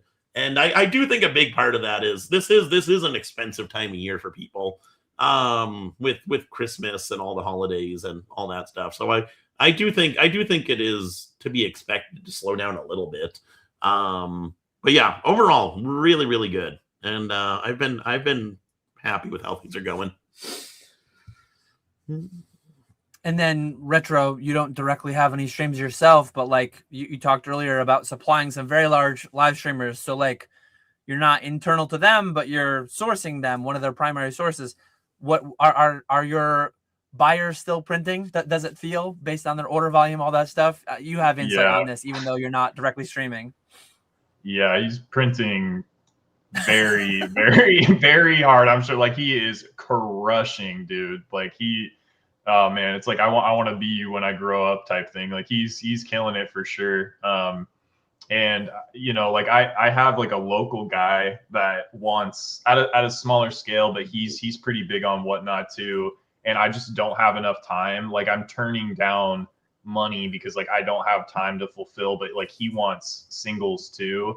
And all these guys have like the craziest operations. Like I think Master said he has like a facility where like everybody goes to, like it's the shipping is all in one place, the streaming is all in one place, like everything is in this like one building. And I'm like, dude, that is so gangster. Like that, like he's literally running like a compound. Like it's crazy because like if you walked up to somebody, and I know people have talked about this before with like, oh, you know, you talk to the average person, they're like, you're nuts to invest in Pokemon or whatever. But like if a person, you know, you're at a party or something, they're like, oh, like what do you do? And you're like, oh, well, I auction Pokemon cards off on a live stream platform. They'd be like, what? Like, what are you talking about? Like, is that even a job? Like, that's great. Like, or like I open packs for people like on a live. They'd be like, what? That's nuts. And then you see the scale that some of these people's businesses are, and it's like, whoa, it's really like, it's like going through the wardrobe in Narnia or something. It's this whole other world, you know what I mean, that you don't know that exists until you go through it, and then you see it and you're like, whoa. Like, you go to your first Collecticon and you see like how many people are there, like how big. I mean, dude, like we joked about like Jason Page and stuff like that, but every single Collecticon you go to, people are lined up when he sings the Pokemon. Like, they are still hyped 5 years later to listen to him sing the song. Hundreds, if not thousands of people gathered in front of the stage to listen to that song. So I don't know how that can't make you like positive on the industry, because people are still like really enjoying it. Like, it's big. It's a lot crazier than I think a lot of people give it credit for. So it's cool to see. We bullish. I just had that interaction again on Monday. I've had that interaction periodically, friends, family, or even just like people that I'm meeting for the first time. But I was at Cub Scouts with my son.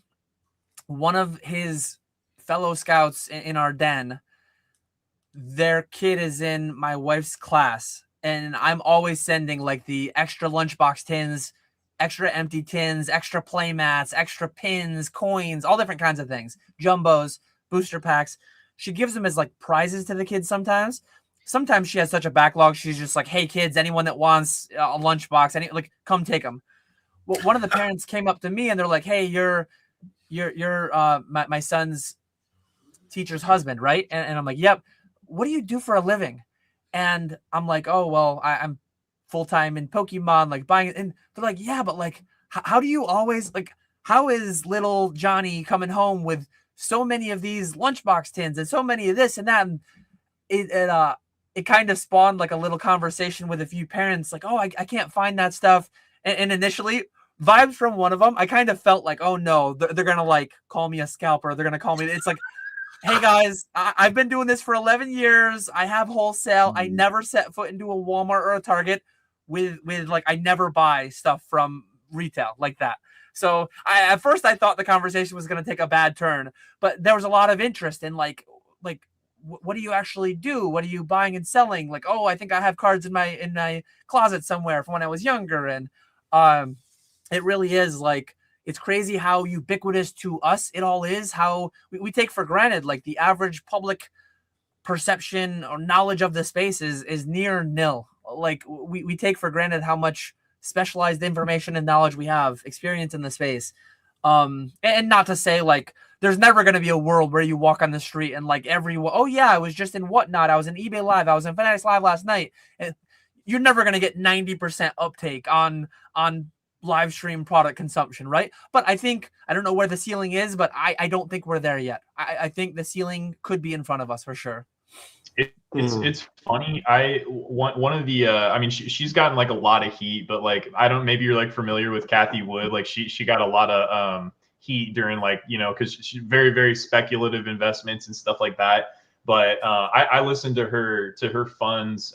They do a lot of talks, and dude, she was talking 6-7 years ago about not live streaming like Whatnot, but she called it social commerce. And she like basically said that like people would start interacting with each other in digital spaces, buying stuff. And she talked about it even like consume, which makes sense. Like, you know, like there's peer pressure or something. Like you go to the mall or something when you're a kid, and like all the cool kids are like buying these sneakers or something. And you're like, oh mom, like please get me those shoes. That's what all the cool kids are wearing. So like there's a little bit of that peer pressure maybe built in, but people being able to like interact, I don't think that, or at least like I didn't know, and it's a huge blind spot to me with like the streaming and stuff. But you hear about like people buying each other packs, or you know, in the live stream, or people like just hanging out and watching other people rip packs and like rooting for people, and it's like it builds this like social. I think people just want to be connected. I think the more the world becomes digital and divisive, and people are working from home more and more and all that kind of stuff, humans are like meant to be together. Humans are meant to like evolutionarily, you know, to take down some crazy like saber-toothed tiger thousands of years ago, you had to work together. So like there is something built into us. And I think that that's why, you know, the holidays, like they have that underlying feeling, like when you're getting together with people sharing a meal, there's probably something like tribal built into that. I know this is getting like super heady or whatever, but like I think there's something there. And I think that that's why things like Whatnot and eBay Live and Fanatics have taken off, because people are craving friendship. People are craving community. And even like Discord, you know, like Discord is massive. Like how many people are hanging out in Discords and like even in like YouTube live sections and stuff. Like people want to feel a part of a community. People want to feel connected to other people. And if you can do that with like Pokemon and at the same time buy and rip packs and stuff like that, I think it just makes sense. So I agree with Dan that I think it's going to get, teamwork gambling is hilarious, but I think it's just going to keep on getting bigger for sure. So, and that is definitely a thing. There's people that come into our streams who don't buy anything. They haven't bought anything in years, but they still religiously come in almost every night. And it's turned into, instead of watching something on TV every night, they put the live stream on and hang out with everyone in there. You do actually build like a community of people who come in and hang out and just have a good time.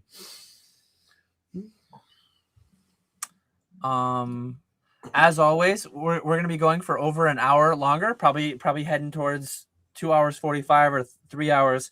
If anyone has any additional questions, feel free to ask them in chat. Walrus does have a couple. I don't know if he asked them as a meme. I think he probably thought I was going to avoid them, but he's got some spicy ones that I'm going to address because I think there's really genuinely interesting conversations around them. Wait, really quick before we get into Walrus's meme questions, can we talk, like, what do you guys think about the PSA BGS thing? Is that like do you think that's a nothing burger? Like, what was you guys' knee-jerk reaction to that? Oh yeah, as always, like if any of you guys have topics, like we can push off the chat interaction for a minute and we can talk amongst ourselves too. But so for anyone unaware, uninitiated on it, if PokeFlips is your only source of Pokemon info, Collectors Universe bought BGS recently. They I don't think we have like numbers disclosed, but the way that they're describing it is very analogous to the way they described the PSA CGC purchase a couple years ago. They say that BGS will remain a separate entity. They say that there will be no, like, you can't take a BGS 9.5 gem mint and guarantee to cross that over to a PSA 10. The scales, the operations are entirely independent, just like they did with SGC. I think it's brilliant. And context too. I think I was kind of wrong 2 years ago. I'm going to say the same thing today that I said about the SGC thing. I said I think it's brilliant of PSA to buy another operation that has a premium 10. I've been pretty like outspoken against grading in general in some regards. Like, but PSA, I kind of pick on them a little bit in that their 10 is a participation trophy.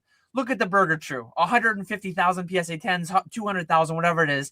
90% of them get 10s. Like certain cards, the high print quality, certain cards, it's just like, well, getting a PSA 10 just means you submitted your card to PSA. Because like almost all of them, majority of them it's just a participation trophy. You showed up, yes, Burger Chew, you got a 10. Whereas the Black Label, be it real or be it not real, is it repeatable? Could you crack out a Black Label and get one? We all know that. But like it is a chase. It's not real. It's not consistent. It's not like, but it's hard to get. The percentages are way lower. So like, I've seen people speculate this. And for PSA to add a 9.5 or for PSA to add a premium 10, would be the worst business decision ever made in the history of like everything. For them, I've seen people propose it as if it was like a good idea. I've listened to content where people were like, hey, PSA should make a premium 10. You just enraged 70 million owners of current PSA 10s that exist in the wild over the past 30 years. Like, what are you talking about? What are you doing? That would be the dumbest decision ever. But the way, like, there is a distinct separate market for Black Label. There's a distinct separate market for like that premier chase.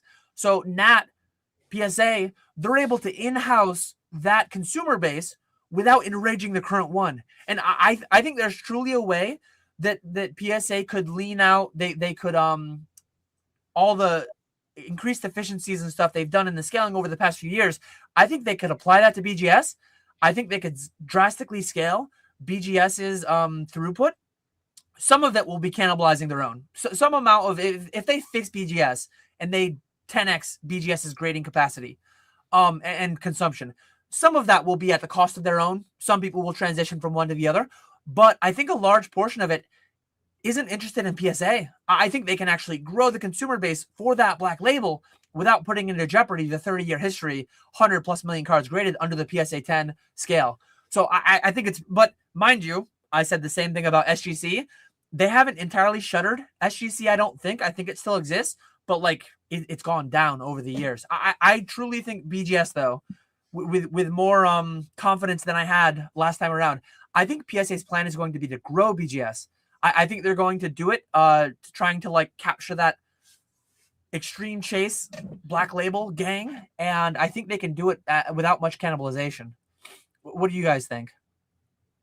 Yeah, I think if they hopefully they come in and like implement changes, get like BGS working like PSA, where you can actually see the status of your order, get in touch with someone if you have issues, kind of fix all those issues that are happening with BGS, and then kind of expand upon it. But yeah, I think overall it was a smart move for PSA to do. It is wild though how much PSA is growing, and owning so much of the market on like grading and even like the buybacks and all that stuff. They own so much of the market now, because now it's really just PSA and CGC, and then every other no-name company that's out there that'll never become anything.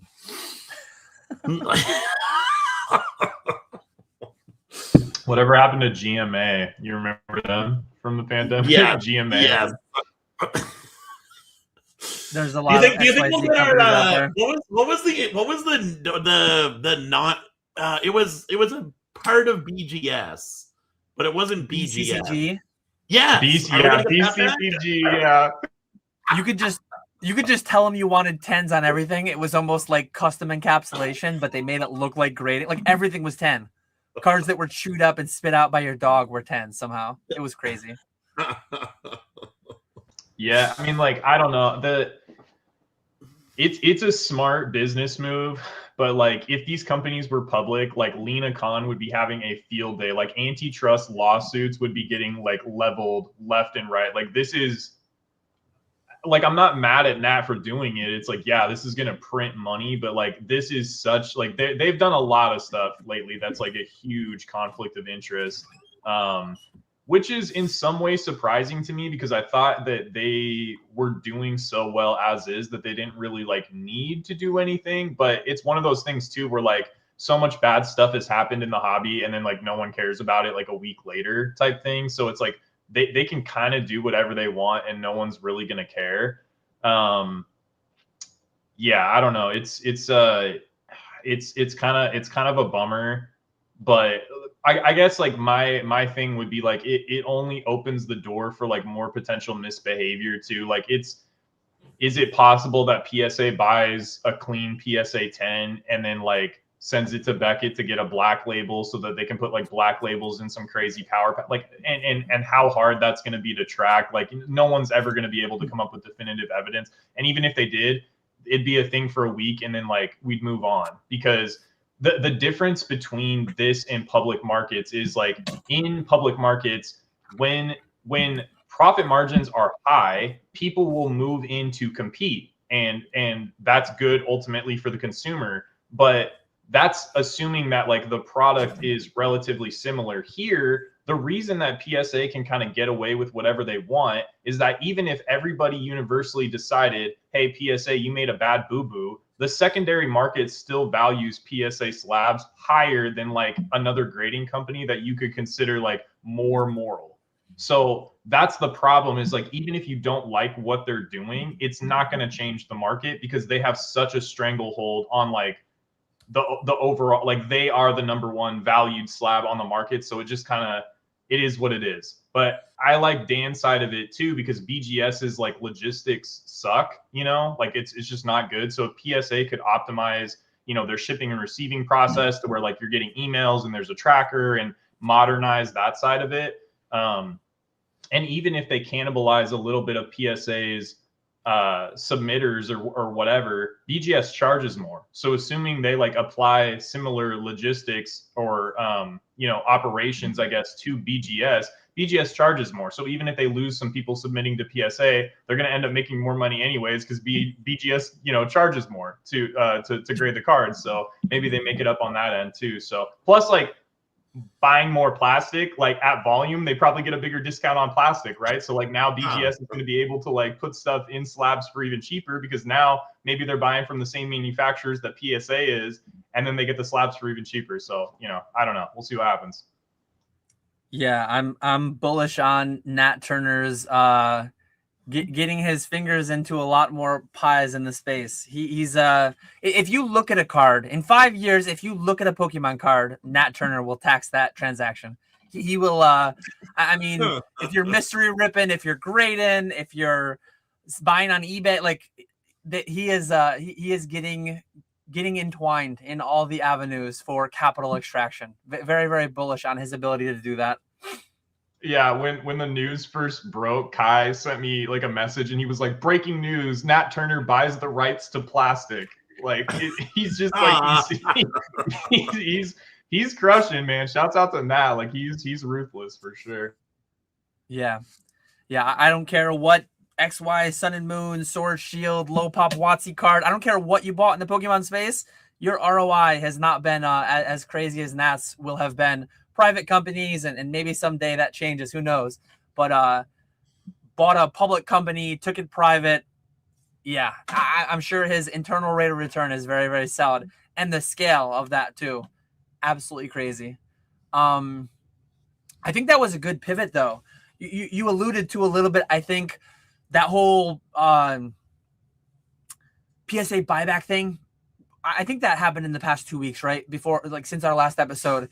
PSA graded a bunch of 9s. The guy posted about it online, and he sold them back, and then he sold back 9s, and then they ended up 10s later. I truly think Hanlon's razor. I don't think that was malice. I think that was incompetence. I think that was just systems not communicating properly, as Nat described as such. But like the thought that the question is there is just not great. The thought that the question is there is like, hey, PSA is grading my card for $100 at this tier, and like if they 10 me, they simultaneously they change the $100 grading fee to $300, and then they give me a buyback offer at 90% to put it into the Lunar Power Pack, where they'll sell it and buy it back and sell it and buy it back, and like all these incentive systems are being created to like where dirty stuff could happen, naughty bad stuff could happen. I hope that it isn't happening. I don't think it's happening. I very publicly made a little bit of a fool of myself 2 months ago, saying that I don't think Rick Probstein is shilling his auctions. And then what happened? Rick Probstein definitively proved, allegedly, that he was partaking in some mischievous things over on Snipe.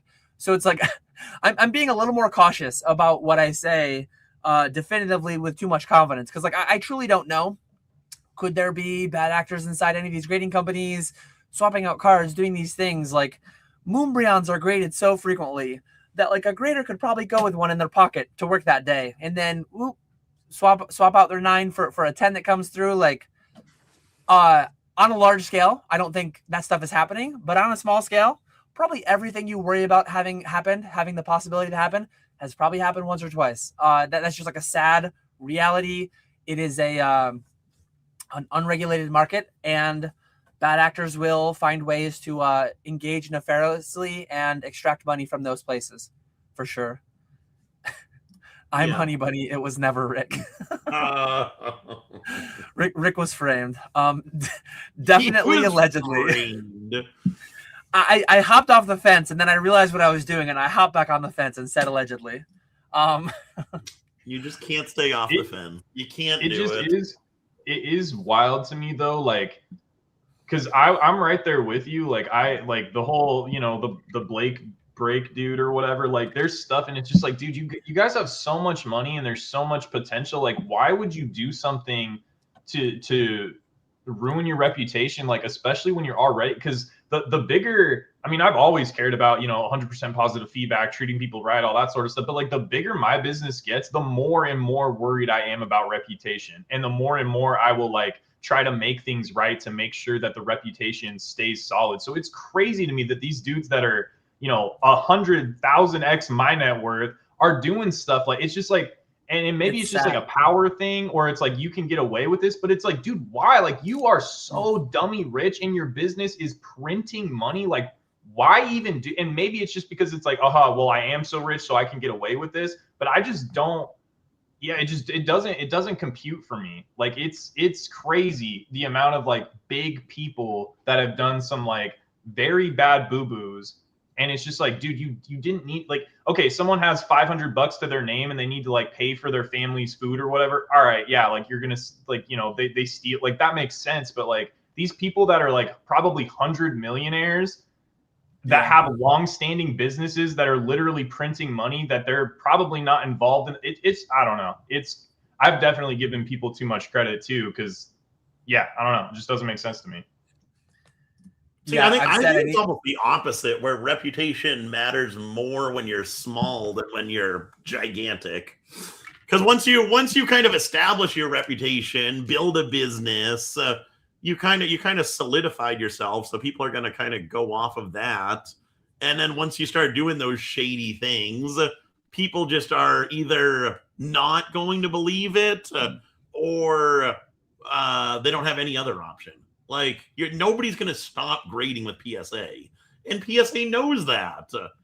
So I think they can. I don't know if they are, like Dan said. I don't think they are doing this on like a massive scale, telling everyone in their company to buy back 9s and regrade them to 10s. But I think they potentially could do that and get away with it.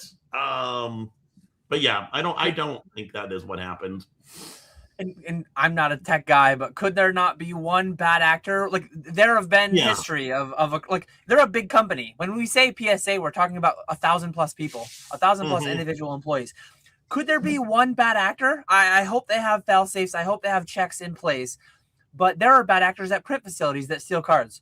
Could there be a bad actor at PSA that can press a couple of buttons on the thing and they can buy back and they can do this, they can do that, they can generate a new cert, they can reslab that card as a 9? Like theoretically, any kind of crazy things could happen. And one thing Donnie Slab says, can we please clear up all the misinformation? I will definitively clear up the misinformation for you. So PSA is not buying back the slabs themselves. Third-party buyers are buying your slabs via their PSA buyer service. A PSA buyer service that PSA makes money on.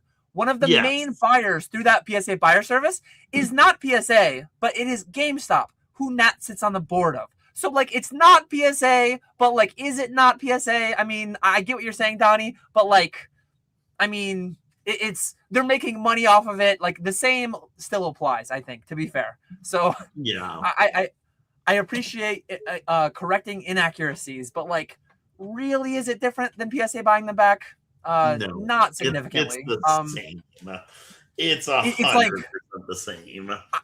It's like if I opened a company and I named it not KetchumAllCollectibles Incorporated, and I went into live streams that's like, oh, that auction went too low, and it's sad too. It's crazy because like Probstein and it's sick to like say that, but I some people do that. Like there are people that aren't as dumb as Rick was, that aren't as tech illiterate as Rick was. If Rick had just named the things, had he spent 10 minutes instead of using his name, his address, his emails, had he spent 10 minutes generating these new names, and had he just done it properly and he exposed his database, like Honey Bunny had his wife's name or his wife's phone number or his wife's address, had he spent 10 minutes just like really anonymizing the accounts that he made, he would have had plausible deniability. But like he didn't have plausible deniability because he didn't care, because he didn't think he'd get caught. But even though he got caught, like it doesn't matter because he's back on eBay. Like, all this stuff is crazy. But like, yeah, PSA is not buying them back. But like people who are making PSA a lot of money, people who are making some of the same owners, high-ranking board members, CEOs, ivory tower type people at both companies. Like it's different, but it's pretty similar. I think that the craziest part of this whole situation is how that guy re-looked up the cert numbers. That part to me is wild. Have you ever gone back to a card that you owned previously and re-looked up a cert number? That's insane. The whole thing was weird because he complained about it on Twitter. He got 1 million views. So PSA like regraded his cards, type of service that they wouldn't give to anyone else only because it went viral. And the whole thing was kind of weird. And again, I truly believe the same way that I believe that Rick wasn't bidding on his own auctions, and that aged poorly. I truly believe that this was not like, I think this was incompetence, not malice, but I truly don't know. And ultimately it's like, that's 2 weeks old. That's 2 week old drama. Like, who cares? The latest drama is whatever, the new print facility or this or that. And I think this one didn't catch the cycle as big in our space, at least because it was sports. But Walrus asked us like 40 minutes ago now. Thank you for being patient. And I think this spawns like a lot of interesting conversation. I can bring up some anecdotes and some additional conversation. But Mr. Walrus says, do you think Fanatics being accused of rigging card breaks has any impact on breaks or instant rips? Further, do you think the rigging extends to instant rips? So, like, did this actually happen, or is he trolling? So I'm going to give the little bit of information that I know about it. It didn't like catch the YouTube sphere, but I had somebody DM me about it. One of my big consigners actually DM me about it. And they're like, hey, what are your thoughts on this? The little bit that I know is that the London card show happened earlier this year, a few months ago, maybe. Let me look up the actual date. London card show 2025. I think it was a few months ago. Or maybe it's more than once. Oh, they have more than one show a year, so I don't know which one it was. But anyways, supposedly, allegedly, and I have no knowledge of this whatsoever, other than somebody DM'd me and I watched, like, I read one Sports Card Radio article about it. Allegedly, someone was in a room with a Fanatics employee and they said that, hey, this I've got the 1 of 1 in my bag here, and it's going to go to this guy, this breaker. Supposedly, and I looked into it, and it's like, if it's a 1 in 1 of like a mass release, like that's kind of crazy. Like, let me inquire into this, because like I work with Fanatics and I hope they're not doing anything crazy.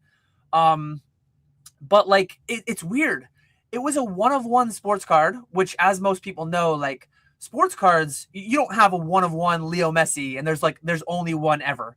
There's probably 1,000 1 of 1 Leo Messis, or even thousands for certain athletes every year. Hundreds for just the rookie year. But anyways, it was like a 1 of 1 that was created specifically for the London card show. So it was like guaranteed that it was being dispersed at this show, which is like kind of a unique thing. I've never really heard of another thing. Like sometimes you'll have a promo made for an event like that. There's Marvel cards that came out at like San Diego Comic-Con, and like you could only get them from SDCC, and they only made a limited amount, but it is rare for sure. And the allegation is that like somebody was in a room with some employee, and the biggest thing that I'm not sure if it's the case, but like I don't think there's been a video released of like, hey, this Fanatics guy saying this thing, showing him the thing, and then it got funneled to a breaker. Honestly, and I'm gonna relate this back to the One Ring. I don't know if you guys remember. Again, I am way too deep into PokeTube. I'm way too deep into like YouTube content around the card space. But like I remember the big theory. Oh, the One Ring, Magic is a scam company. They're gonna hold that back. They're not gonna put it in the initial waves, because if it gets pulled early, they'll lose money. They won't sell their stuff as well. They're going to make sure that hunt lasts as long as possible. And you know what happened? And other people were speculating it's going to get pulled by a big breaker, David Adams, whoever's going to pull it, somebody that they feed it to. And you know what happened? Some random guy in Canada pulled it and sold it to Post Malone for $2 million. And you know when it happened? Really freaking early. It happened so early. And the thing is, the thing that kills me is like people will throw these claims out there, and I'm not saying this is you, Mr. Walrus, because like this is a thing. Like Sports Card Radio has an article about it, but people will throw these things out there, and then it's like the whole like the mob on the internet is like usually guilty until proven innocent. Well, had the One Ring not been pulled for 6 months, had the One Ring not been pulled a year later, had the One Ring been pulled by someone big, it would have been a scam. There's proof. Rudy pulled it, or whatever big magic. Like, it would have been proof that it was a scam. But we have information in the reality we live in the world. Like, some dude in Canada pulled it, and like, so we know, was that guy the friend of a neighbor of a, like, I don't know for sure that Canadian guy was like some random guy, but like presumably he was. But that's the thing that kills me, is the guilty until proven innocent. These claims will be made, no backing. But let me share my screen quick. I'm gonna show, and maybe I should give. So just to clarify, you're saying some guy was in a room with a Fanatics employee who said that there was a one-on-one card of Messi, and they said that this card is going to be given to somebody at the London Card Show, but instead of going to the London Card Show, Fanatics gave that card to a breaker instead. Is that like the story? So yeah. Again, look, I pulled up the Sports Card Radio article because, like, I don't know this firsthand, but apparently it was a Ronaldo. I got my soccer player wrong. But a Fanatics employee allegedly told multiple breakers at the May 2025 London Card Show that he knew exactly who would pull a one-of-one Ronaldo autograph because the card was sitting in his hotel room. Like, were there 50 of these boxes? And he had all 50? Like, was he saying that it was in his hotel room because he literally had the whole print run? Like, I have a brain. I rub my brain cells together and I think thoughts, and most people will just be like, oh, Fanatics scam, this scam, that scam. They'll just latch on to drama and they'll run with it. But like, somebody might have cheekily said, like, hey, I have the one-of-one in my room. They might have had the whole print run. I don't know enough about it, but people won't think critically. People won't, and again, like, I have no idea if this actually happened, but allegedly it was May 2025. Somebody actually says this. This is what always kills me too. I have the video. I have a video of this happening. Release the video. What are you doing? Like, what? I hate this. I hate this. It's like the files, the tapes, the this, the that. We're gonna release them. They're on my desk. Like, oh, I'm getting political now. Sorry. But like, I hate when people say they have something that's gonna blow up everything, and then they tease it. Release it. Release. What are you talking about? Release it. Drop the bombshell. Drop the nuke. Active. Like, please. I meet these claims with extreme skepticism, because it's like, show us the tapes. What are you talking about? Don't give me an article written on Sports Card Radio that says this, that says that. It's like, if you have the smoking gun, present it.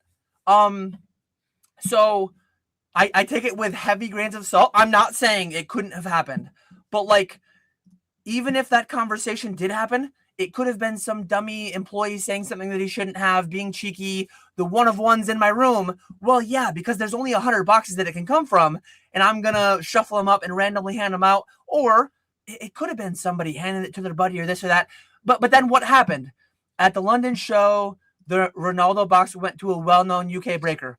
Well, disproportionately, put myself at a London card show in May of 2025. The bigger companies are more well-known, and they open more product. So, like, if this one-of-one is inserted specifically for this card show, say there's 100 boxes, the big guy might open 50, and the little guys combined might open 50. So it's like, there's a coin flip chance that the most popular known streamer, like PokeRev, opens the one-of-one Charizard because he opens the most damn product.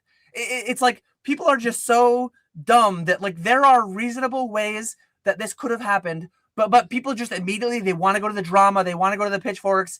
And then, oh, there's a video out there. I promise. Like, show it. And then, okay, let's have a conversation. Let's review the video. Like, give it to your rattles. Give it to your Sports Card Radio. Like, let's put someone in jail. If something bad happened to leak, like, I'm all for that. But, like, these claims are just, again, and here's another one, too, because I think this is something that Walrus thought I wouldn't put on the screen. But like, instant rips. So for our anniversary stream, we turned 1 on October 4th, 2025, I believe. It was when I was in Seattle for card party. We turned 1 on Fanatics, and we had a special instant rip made for us. 50 cards with $1,004 buy-in. It was October 4th because it was a 1004 $1,004 buy-in for the instant rip. The ceiling, the chase was a Dark Charizard PSA 10. I guarantee you, if that was our 50th instant rip, was the Charizard, someone would have said Fanatics scammed, Fanatics controlled instant rip. They purposely put it at the end so they would all sell out. You know when we pulled that Charizard? We pulled that Charizard in about the 6th instant rip. And you know what happened? We had 40 instant rips go unsold because the Grail was gone. So it's like up front, oh, well, Dan and Fanatics are going to stream. They're going to feed their whales. They're going to give the good ones to the whales, and all the floors go to the other people. And they make sure the Grails go late because they want to sell them all. Well, you know what? All these tinfoil dumb conspiracies that came out about the 1 of 1 ring, I didn't forget them, but everyone else forgot them, because it's like we wouldn't have forgotten if it got pulled a year later by the biggest people. Oh, it's a scam. They fed it to their buddies over here, but it got pulled. Like these theories go away. People forget about them when they're not proven right. But then, yeah. So all I see in this sports card radio, hearsay. Somebody said that somebody said. They say they have video. Show me. So I see hearsay with evidence. Give me the evidence. Then it's no longer hearsay. And then 2, part of the proof is that a well-known breaker opened it. Mathematically speaking, it is more likely that a bigger company will pull it because they open more. Like, people are just so effing dumb and so starved for drama that like, and people are so effing dumb too. I should have turned my lights red. I should have done the whole intro red light. I should have done that. But if like this could happen, the video could come out in a week. Something could happen. Somebody could have done naughty. They could go to jail. And they'll say, oh, Dan last week on Pokeflips, he was so wrong. That aged like milk. I'm not wrong saying what I'm saying with the information I have right now. Like, people are so dumb, though. They would be like, oh, Dan, like, I'm not sticking my neck out for anyone. I'm sticking my neck out for, like, innocent until proven guilty. And, like, you say you have the smoking gun and then you don't present it. This was the May card show. 7 months later, you have a video and you didn't release it? What are you talking about? Like, I know there's also reasons people don't release videos. Fanatics can give them. I'm not saying this happened, but if you have a video, you can either release it and that company will get in trouble, but you don't get anything, or you can, hey, I have this video, Fanatics, give me whatever amount of money and it won't be released. That's why people don't release videos. Nobody. I guess that's tinfoil hatting the tinfoil hat theory and saying that the one with the evidence is in on the conspiracy, and they're just trying to, and like, that could be true. That absolutely could be true. The alleged things could have happened, and maybe someone's just trying to like make more money off of it. I fully understand that, but like the one ring is a very interesting case study on like the tinfoil hats having all these theories being instantly disproven, and then nothing to see here. Forget about it. It just goes into like the forgotten bin. I don't know.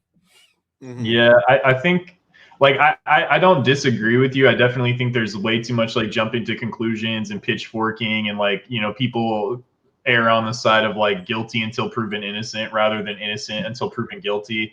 But the only thing I would say on the other side of that is if there was zero misbehavior, there would be a lot less accusations. Like so much actual stuff has been proven because like all of this is private. It's not regulated, that I think that's why people are quick a lot. I mean, and some of the time it's just the way they're wired. People like negativity. They want somebody to blame or throw under the bus or whatever. But like with the PSA thing, if PSA never did the thing with GameStop with the power packs, like if PSA just kept it as like GameStop is now going to be a hub where you can grade your cards through, great. But then when it gets into like the power pack thing, then as soon as something happens, like the switching of the grades, they're giving them like fuel for it. It's not to say that like PSA did anything bad, but it's like, well, you see what I'm saying? Like so that I think is why people people do jump on it because it's like we've seen so much bad stuff happen that it's hard, and companies continually just get away with it. So it's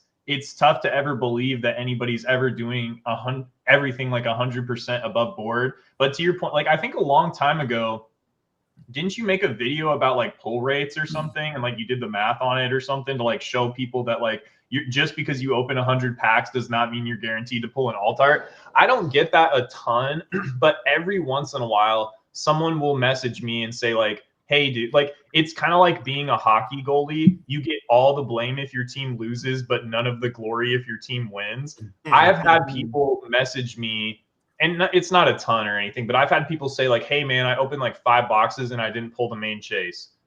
And they're like, you know, you might want to check on your supplier. And I'm like, dude, like I've sold over 85,000 boxes this year. Like the fact that you opened 5 boxes and didn't pull the main chase of the set is not like indicative of, you know, like my supplier doing something sketchy or anything. Like it's, and I think actually a couple times I've literally linked you, like your video, The like math doing behind the math. Moonbreon. Yeah. Yeah, like two people, and they've been like, oh, okay, yeah, I guess that makes sense.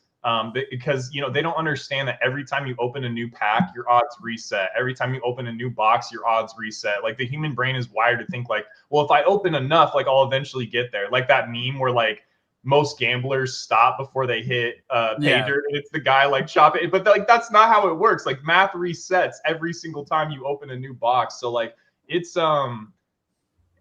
like I get it, and I know that there's like some resealing and stuff that goes on, but it's hard to tell people. And then on the other side of it, like Mega Dream, I don't know why, maybe there was a batching issue, but I've had a ton of people message me and be like, dude, these boxes are cracked. I've had people pull like a gold card and an alt art in the same box and stuff like that, which is nice. Like it makes me, it's not like I did anything, but like that's how math works. Sometimes you're going to get like these crazy good hits, and sometimes you're going to open 5 boxes in brick because it's all gambling, and it just is what it is. You know what I mean? So it's I don't know if I'm going to go as far as to say people are so effing dumb, but I definitely echo the sentiment that people are bad at math and sometimes need to be reminded how like odds work, you know? So anyways. Yeah, and a RuneScape player, if the pull rate, we don't even know the pull rate definitively for Moonbreon. Some people say it's 1 in 1,000. Some people say it's 1 in 2,000. It's somewhere in between there probably, but say it's 1 in 1,000 for this exercise. If 1,000 people open 1,000 packs each, on average, you're going to pull 1,000 Moonbreons. If it's 1 in 1,000, you open 1,000,000 packs. 1,000 Moonbreons on average will be pulled. It'll be 950 to 1,050, someone in there, 99% confidence interval. But of those 1,000 people pulling the packs, opening the packs, on average, 63%, only 63% get the card by the pull rate. So 37% will pull 0 Moonbreons in 1,000 packs. So over 1 out of 3 people are expected to not pull the card in the pull rate. How does the math work out? Some of the people that pull 1 will pull 2. Some will pull 3. Some lucky bastard will probably pull 8 or something. So long-term average, how it all works out, like the people who get really lucky, everyone that pulls 2, you need someone to pull 0 to balance out the scales, right? But yeah, it just drives me kind of crazy. It drives me kind of crazy when stories like this happen without any kind of like, and the whole Probstein shilling for decades, all this stuff, like as far as I know, there was no like smoking gun. He was the one who had the smoking gun and like handed it to the everyone. He handed it to the internet. But in this instance, like if you're gonna maybe deep like tinfoil hat, Nick is saying like he could be leveraging, trying to get some big payday, like that could happen. But like if you're on Fanatics side, like how do you pay someone with that? Like, oh, it's a digital copy of a thing. Like they take $1 million and they have 50 more copies of it and they release it a year later. Like, hey, like that would be crazy. But anyways, Walrus said in chat, I read that Fanatics employees were calling out who was going to pull the card. Again, like, could that have been somebody speculating, hey, I think like these guys have half the boxes. I think they're probably going to pull it.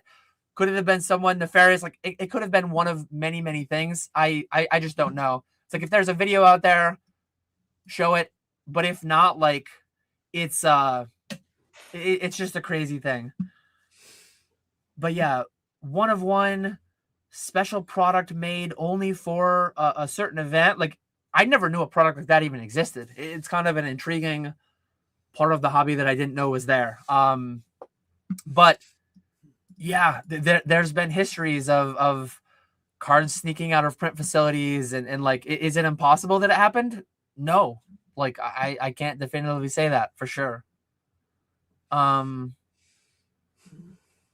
It would have been hilarious if Rudy pulled, like, Rudy does those Patreon videos where he opens like that would have been insane. But it's just funny because, like, had he pulled it, that would have confirmed that, like, it was all a scam and this and that, and like, it's, some people just they get way too crazy with that kind of stuff. It's like, Cairo, it's 50-50. Stop trying to overcomplicate. Yeah. You either get it or you don't. There's only two outcomes, so it's 50-50. And yeah, Bierski, a quick little anecdote from anyone unfamiliar with Martingale. You bet a unit, and then if you lose, you double your bet, and then if you lose again, you double your bet. So you bet $1 on blackjack or any like 2-to-1 game. You bet $1, and if you lose, you double it. So you're betting 2 to win the original 1. And if you lose the $2 bet, you bet 4, you bet 8, 16, 32, 64, 128. Mathematically, the house still has their edge. Mathematically, it's a very poor system for like making money over the short or long term. But over the short term, it's one of the better things. Like, if you just want to win $100 and you have a $10,000 bankroll and you want to go, like, you have a high odds of making $100. Bierski opened up whatever betting app it was. He lost like 6 straight blackjack hands. He martingaled his $100 to 0 without winning one hand. And it was in New Jersey. It was after IPAs. It was hilarious. It is literally, like, I've had a lot of great times over the years at a lot of collecticons, a lot of events with people. That is a standout event. Like, that is a standout one that I will remember, like, forever. That was hilarious. Oh man, it was so funny. In 2 minutes, he just lost every hand. And then what's funny is, I said, knowing that this is not the case mathematically, but I did the whole gambler's fallacy thing. I said, hey, the room is due. Like, Bierski just went cold. He just went on a cold streak. The universe is imbalanced. The room is due. I used Spat's app. I said, hey, I'll Venmo you $100 if I lose. I did $100 on one hand and I lost. So we cumulatively lost like 7 hands in a row. It was hilarious. Oh man. Anyways, where are we at now? I think we might fully be caught up now. You have like 5 more started, so I didn't even look at them. All right, two of them. Not to like white knight for you or whatever, but Walrus said, Dan, I'm going to be more cynical. Also, Dan, when it comes to Fanatics, I need more proof. That's a false equivalency. Dan is saying I need to be more cynical because he's giving too much credit to like these rich people like doing bad stuff. But the Fanatic, like, he's also blanket saying I need more proof from, like, it could be eBay, it could be PWCC, it could be Fanatics, whatever. He's just like, show me the proof. The thing he needs to be more cynical on is because proof was shown, and these people that he had given all this like benefit of the doubt to actually came out to be doing bad stuff. So that I know he's memeing, but you know. Yeah, and 2 years ago, if you had asked me, I would have said, like, Blake Martinez, former NFL player, like, do I think he's rigging games to get $10, $100 here? Like, I would have said, no, I don't think he's doing that. I'm going to be more cautious. Like, I did say too, and I know it's a straight meme by Walrus, but like, this could have happened. I really hope it didn't, but like, it could have happened. I think it's unlikely to have happened. Just in general, I don't know. Like, if there's evidence, please put it out there. I want Fanatics to fire the people, put people in jail. Like, when people do bad things, I want them to go to jail. Go away. Get out of the hobby. We don't need that. Theoretically, I mean, the whole Blake's Breaks thing, and I didn't even follow the Blake's Breaks thing. Was that streamers acting on their own? Was that from Blake top down? I don't even know what happened there. Was that like organized by Blake, or was that like some, because like this Fanatics thing could have been a rogue employee, or it could have theoretically been top down. Like, do I think the owner of Fanatics said, hey, you go do this? And like, no, like, could it have? I really hope not. I don't think so, but like, yeah, crazy things have happened. And It's sad. It's sad what people will do in the name of greed, in the name of more, when they have more than enough. But anyways, moral of the story: if there's a video, show it. Get the people out of the hobby. Get the people in a jail cell. Like, and I truly don't know. I didn't follow the videos. I didn't follow the 80 video series. I don't know if Blake knew about it or not. I genuinely don't know. Like, maybe someone in chat can let me know. Is the idea that, as far as I know, it was energy cards from within like sleeve booster packs that were like mappable by the case or whatever. So they were rigging them based off that. But was it a streamer? Was it Blake? No clue. Shout out to Retro buying Phantasmal at 1100 shipped. If you want to offload your Phantasmal before it goes below MSRP. We do have some more questions. Spaceman wants to know, hot topic lately. How do you guys feel about the Poke Bros jumping into One Piece? Personally, I love the crossover, but not everyone feels that way.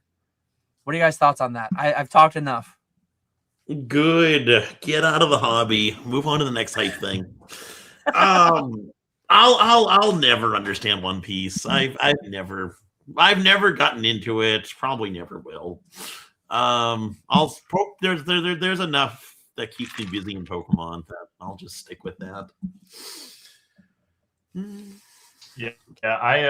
I have like I did have like a bunch of.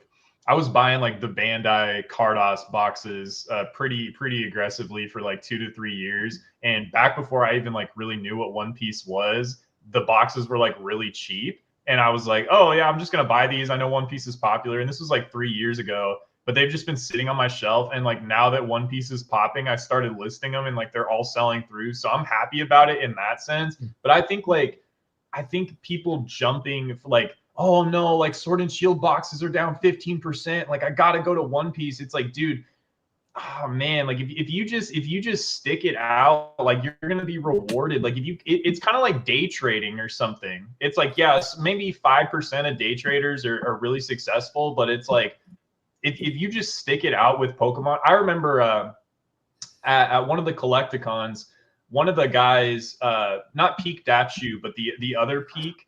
The like store owner dude that was like the other guy that was like kind of his like vending partner owns a really big shop that's north, like maybe an hour and a half north of me. And I remember talking to him and he said, you know, I've done Magic, I've done Yu-Gi-Oh, I've done Flesh and Blood, I've done all this stuff through the store. And he's been in business for a long time. And he basically just said, if I would have not done anything but Pokemon, I would be so far ahead, like so much further ahead. And so I don't know. I just kind of, it's not to say like you can't dabble in other stuff, but like ditching Pokemon to go to One Piece just because everybody's talking about it right now. Like I don't personally think that's like a great move. So yeah, that's where I'm at with it. I've actually gotten allocations of One Piece since OP05, and there were some sets where like I was busy with whatever. I set it back on a shelf and I forgot about it for a few sets. I just consign them all. I just sent today. I sent my last 2 cases of OP13. I believe we're on now. My last 2 sold for $4,000, $3,700, $3,800, and like $4,200 through DC Sports. My last 2 are headed to DC Sports today. Could it go up? Absolutely. Am I buying into it? Like, no. I'm getting allocations through distro still. I think I have 8 cases coming of every set, like I have over the past 12 of them. But I'm just selling it. I don't know anything about it. I don't care to get into a 1,000 episode anime anytime soon. I've tried some other animes and I'm just not an anime guy, I guess.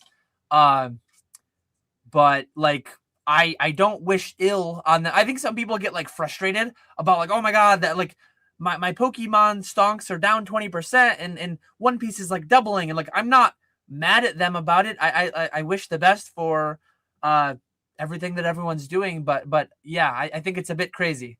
But one thing that I've said too is people love to buy high, sell low. Anecdotally, I had collections that I was quoting for say it's 20 grand collection. I was offering 90% on collections 2 months ago. That they said no because they wanted 95%. They wanted 100%.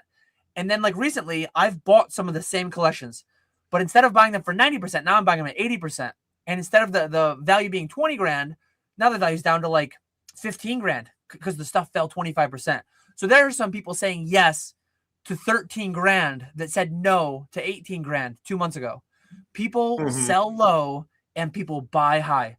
Some people will just do that all the time. It's like, hey, it just doubled. Let me buy before the next double. Hey, it's down 20%. Let me sell before zero. Like that's just what people do. There's so many studies out there, like in the real markets. There are so many studies, like over a period of 10 years where the S&P returns an annualized like 10%. They'll look at like Vanguard fund holders, brokerage accounts. They'll look at like Robinhood accounts, whatever. Over a time frame where the underlying like market does X, people will do like some 30% less, or I'm making up the numbers, but like people will just consistently underperform markets because they just dance in and out. They buy at the highs, they sell at the lows. It's crazy.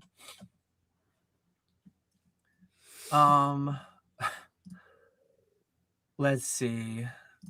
Krabby's Cards wants to know who you got: Power Rangers, the Ninja Turtles, or Mortal Kombat?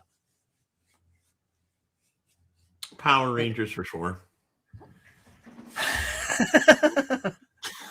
Retro was surprised on that one. Who do you got, Retro?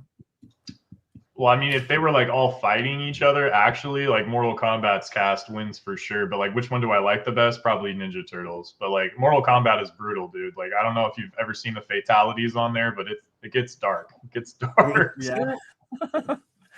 I would say Power Rangers, as far as my nostalgia, my youth, all that stuff. Ninja Turtles close. As far as like a collaboration though, so the next Poncho Pikachu set can either be Power Rangers, Ninja Turtles, or Mortal Kombat. Which one are we most bullish on? Let's take it another way. So Ninja Turtles we're bullish on? Okay. Yes. Yeah, Pikachu with 4 different color bandanas and different weapons would go crazy. Like that, yeah, that would be insane. There you go. We got they are doing Universes Beyond Ninja Turtles, right? I believe I've heard that. Who they just do? Spider-Man they just did, but isn't the Ninja Turtles one coming? Or am I wrong? Magic? I haven't heard anything. I don't know. I think one's coming. Yeah, Google autofilled Teenage Mutant Ninja Turtles MTG. This might be something else. They say it is coming in March. Oh, okay. Okay. I thought I heard Rudy talk about it. Yeah. Here's our final active question that we have. We probably are going to wrap up in the next 20 minutes or so. This one might spur a little bit of conversation, but if you have any final questions to get in before we end, feel free to pop them in chat. This is a big one, though. Are you guys ready for the new season of The Golden Show? Are you guys ready to witness some more of Ken's golden touch? I actually do like that show, so I am excited for it. I'll definitely watch it. Yeah, I've been a long-standing proponent of that show for sure. I've been buying some stuff that I'm hopeful shows up on season 3. So we'll see. Hopefully Ken can sprinkle a little gold dust my way. But yeah, I like the show. It's cheesy for sure, but I think it's cool that all the different stuff they cover. It's fun to watch. Are you hopeful, or have you got a little bit of insider information we can spill a little sauce late in the pod? I mean, even if he doesn't mention it, the market's up as. I mean, I guess I can just say it. Like radar's all over, but like I've been buying production art for like a long time. Yeah, like I've been buying cells and stuff for like a few years now, and I was bullish on it back then just because it seemed really cheap for what it was. Especially like some of the Pokemon stuff. I mean, like people are paying, thousands and thousands and thousands of dollars for a Mitsuhiro Arita sketch with a Sharpie that took him like 2 seconds, and you can get like actual clips from the show of Ash and Pikachu for a fraction of the price. So I was just like really bullish on the space as is, but my macro sort of like bet, I guess, was like if you watch season 2, the whole theme is he's like, well, we're already crushing it in sports and memorabilia and stuff like that. I want to be doing the same GMV in pop culture collectibles. And recently, over the past year, there's been like a couple big sales on like Heritage and other auction houses for some really big anime production art pieces. So with all the stuff that he did last season, I could see production art being something that shows up on the 3rd season if he's primarily continuing to focus on like pop culture collectibles. So we'll see what happens. The market's up regardless, which is nice. But if he talks about it, I think things are going to rip for sure. Mm-hmm. Do we know when it's coming? Really soon, right? Is it like this weekend? I think it's next week, the 23rd. It says coming soon, but I don't see. It's I'm like on my 2 Netflix. or 3 days before Christmas. Okay, I was gonna say I don't see where the date is. I see the trailer, which probably shows in the trailer. But I know that I have sold through Golden before. I've just, as a test, I've sent a couple things just to see the process and everything. It's not a large part of my business. I think I did it one and done just to experience the process. But there are big items coming. And I've gotten emails from my reps at Golden.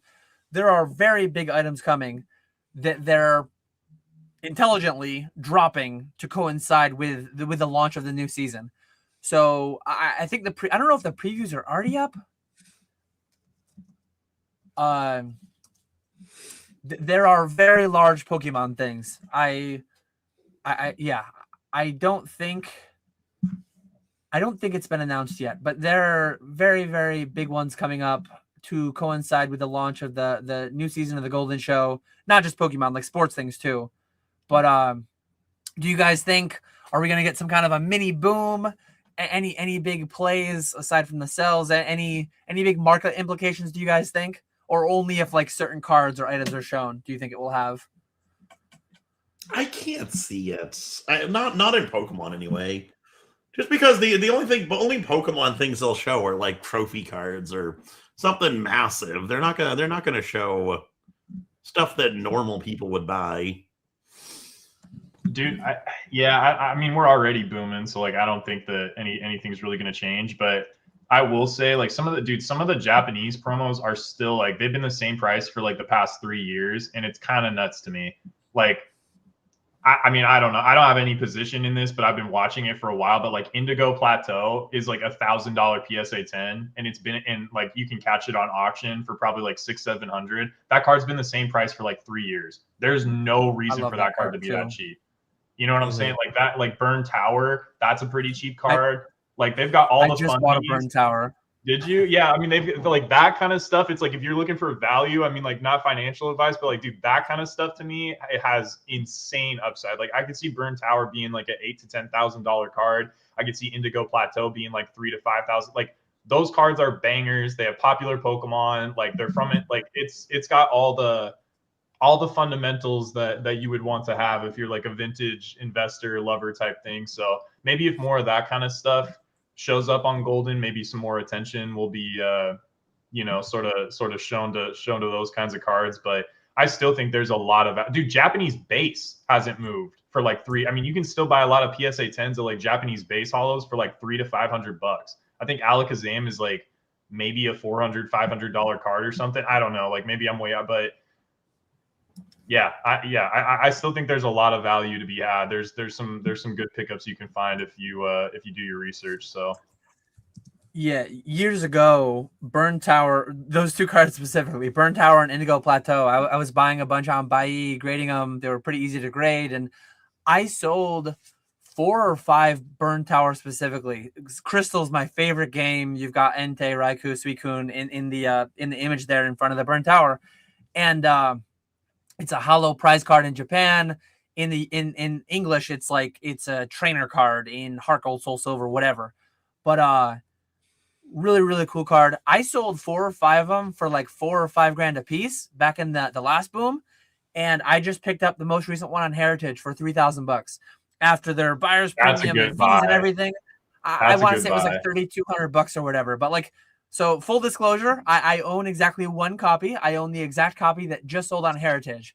But that's kind of like a little bit collector boy Dan. I missed that card. That was one of my favorite cards, and I haven't owned one in years. But to buy it for half of what I sold them for a few years ago, it's like, man, all the things that went up so much, and that card is down. Let me scoop one. If it goes to 10K in the next year, like I'll probably just sell it again and whatever. But like that's on a very short list of like cards that I want to own in 20 years. Whenever I'm done with all this, and like I want to have a little PC of like that makes my top 10, top 20 slabs that I want to own. So I do own one as of today. It just hasn't arrived yet. But yeah, I was looking at my email. December 23rd is when it premieres. I got an email like a month ago from my golden rep basically saying like, hey, we're going to be on the pump. We have prime consignment opportunities across all these things. Like we want to have a juice. It's November Elite. So that was what was live then. It must be the December Elite auction.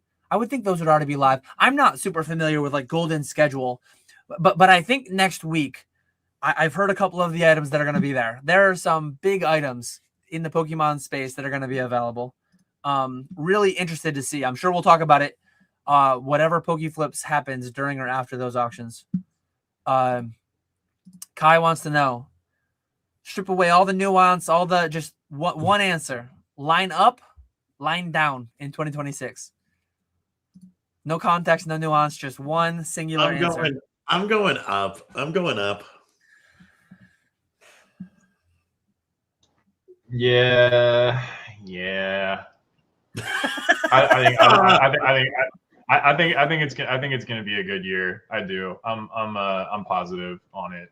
So line up, I guess, with no context. I'm gonna go up with no context. I want so bad. I thought you would say it could go up, it could go down. Well, that's the real answer. That's the real answer that I'm not allowing myself to give, because I think Kai was seeking just very quick, singular. Kai's all in, so up. If I have to choose between up and down, I'm saying up. If I get given 30 minutes to contextualize and to give you different areas, I could definitely do that, but I will spare everyone. Yeah, we don't need the 30-minute lecture. Can I? Okay, just really quick, like. Here's the like, I know like a lot of people want to take the other side of like, oh, people are so excited about the 30th anniversary, but it doesn't actually mean anything. The difference between like the biggest thing I see, the difference between the 25th and the 30th, the 25th was just like the cherry on top. Like everybody was stuck at home, things, everything was going on. And then all these new people that had come in were like, oh, and it's the 25th anniversary. This time, there is so much infrastructure built out. The hobby is so much bigger. There are so many more fans. Pokemon is more worldwide than it's ever been. The trading card hobby is more massive, and everybody's looking forward to it. So they're going to like service that interest. Back then, it was just like, oh, it just so happens to be the 25th. Now it's like everybody already is here and loves this stuff, and the 30th is coming up, and people are like, yo, this is going to be nuts. And subjectively, I feel like they've been killing it. Like the mega stuff, personally, I feel like that's some of the best stuff that they've put out over the past couple of years. Like the mega sets are really good. They look really nice. The arts are cool. The quality's good in English and in Japanese. I feel like they're firing on all cylinders right now. It's tough for me to be negative going into next year, man. I think they're going to keep on crushing it. I agree with you. You just drastically expanded upon your answer, so I'm going to expand upon my minimum. Oh God! I'm going to say down. I could be wrong here, as always, but I'm going to say down on Destined Rivals cases. I'm going to say down on Phantasmal Flames cases. Things like newest sets above MSRP. I'm not buying, but like they might do fine. Like I'm actively net buyer. I'm a net buyer heavily right now. I've bought a lot of Sword and Shield. I've bought Evolving Skies cases. I've been seeing this 10, 20, 25% drop as like a little bit of a discount. I'm accrual, so I can't really spend a zero in that fashion, but I'm spending down a little bit to end the year. So I'm bullish, but it's not universal. So I just don't want someone to click that. Dan said up. I copied Retro. I put my entire net worth into Phantasmal Flames ETB cases, or booster box cases, ETB. and I'm down 30%. I'm down 30%, and I'm on the street living in my my booster case castle of 50 booster cases. I just need to put that out there. I'm teasing, obviously. I don't think Retro's advocating for that either. I can't say for certain, but if you have 50 grand to your name and it is money that you need in the next year to feed your family, to pay your rent, to do all these things, I don't think Retro is advocating for putting it all into Phantasmal at 1,100 a case. I could be wrong, though. All in on Hanafuda. This is what you guys need. There you go. So there's the real sauce. I think with that, though, we're fully caught up. So between now and our next episode, it will still be no. We're gonna have to figure that out, Nick. We'll probably like New Year's Day. I don't next week, or no, we can't skip. We don't have to skip next week. It's New Year's Day. Like if it was New Year's Eve, I wouldn't do it on New Year's Eve. But New Year's Day is not a big deal. Like I don't do anything on New Year's Day really. So we'll talk about it between now and then. But like our next episode will be in 2026. Between now and then, Christmas, New Year's. You guys have any big plans you want to talk about? Any big 2025 retrospect, 2026 thoughts, plans, ideas? Like, yeah. What are your thoughts closing out the year, starting a new one between this and next episode? That's wild. That is crazy. I mean, I have like some I guess like vanity sales goals for next year, but like main thing is like I need to do content, I need distribution, and yeah, I'm really trying to push the direct to consumer stuff through eBay and Walmart. So I'm gonna keep on scaling that. But yeah, 2026, I'm gonna go hard on the business content for sure, and just try to like put myself out there more, hire people, stop like leaving money on the table because I'm too stubborn to like figure out how to hire people. It's weird, like I've had a couple things where like now that I've sort of got like P&L for the end of the year, things that I've been putting off, seeing how much they're costing me on paper, and then thinking about why I've put them off. And it's literally just because I'm like, oh, I don't have time to do that. But then when you see it on paper and I'm like, wow, like I'm losing this much money by not taking 2-3 hours to go and figure this out. Like I gotta stop doing stuff like that. And that comes with like trusting people a little bit, hiring employees. Because yeah, I'm definitely going to hit a revenue ceiling soon if I don't get some help. So I need to stop being a dum-dum and just get that going. So, yeah, that's pretty much it for me. Fool me once, shame on you. Fool me 17 times, I won't be fooled again. I said the same to John. I love you, John. I love you, Radar. I love you, Retro. I put the link in the description. Go sub. Go comment on his latest live stream that he did last night with Dan and say, hey, I am here for the videos. I am here for the content that you promised to me in PokeFlips. I feel like 3 years ago when we ended our thing, there was probably talk of consistent content. And so hold Retro accountable. Make him make the content for us. It is tough, though. It is as talking as a podcast who's going up on 5 years consecutive episodes every other week. Talking as the one consistent YouTuber over the past 5 years. I've done a video every week for the past 5 years. It is not easy. It is not like directly rewarding, proportional to the amount that you put into it.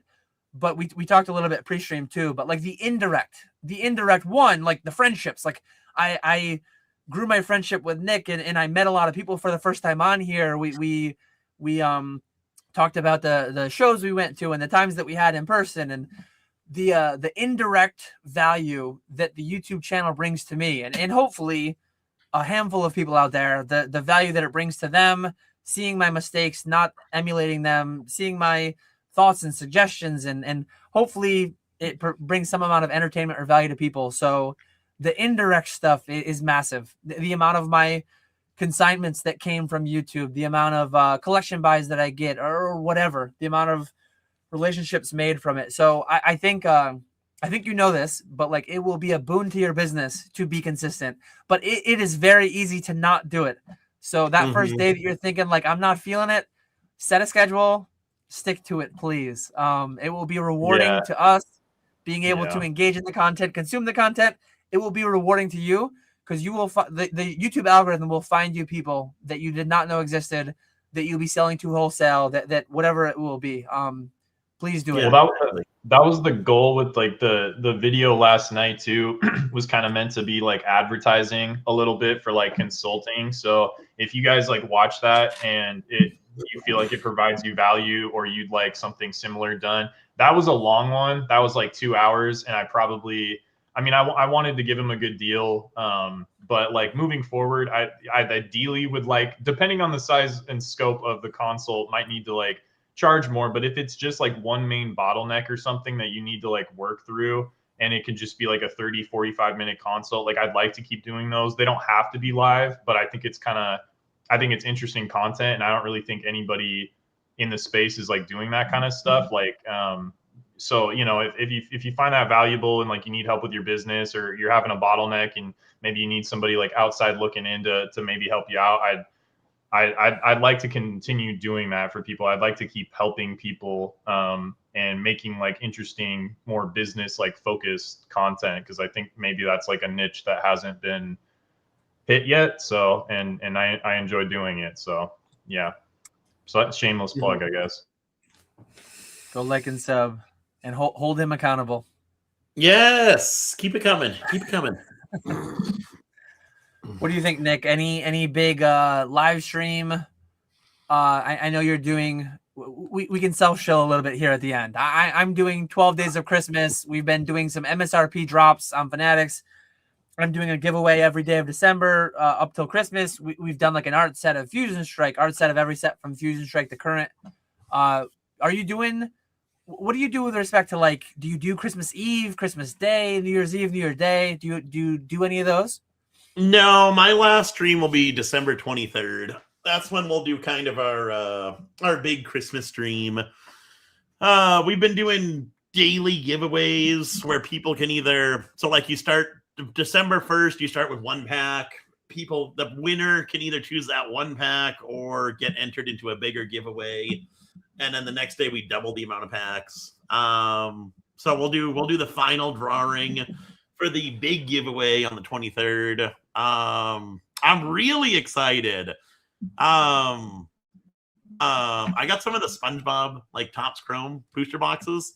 So we're gonna use those as giveaways, as like just like regular giveaways too.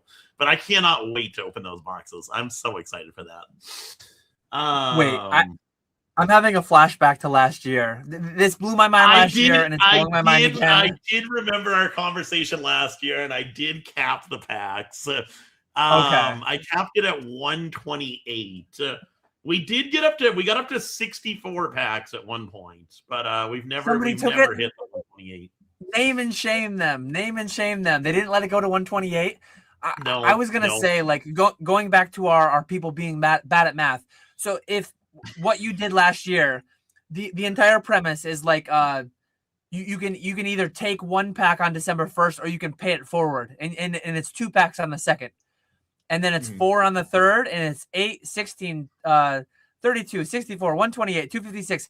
On the 24th day of December, it would be 8.3 million booster packs. So I made the joke last year on PokeFlips. I'm like, hey, we can just bankrupt Nick. Like literally everyone agreed together to roll it forward, and then everyone that wins, the 23 participants, could collude together, talking about nefarious things in the hobby. They could all collude together, and then they could take an even split.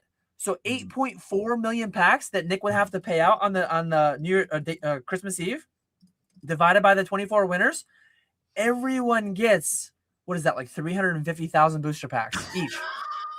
So it's like we just need to cooperate together. Everyone, that's like one of those the prisoner experiments or whatever, the prisoner's dilemma.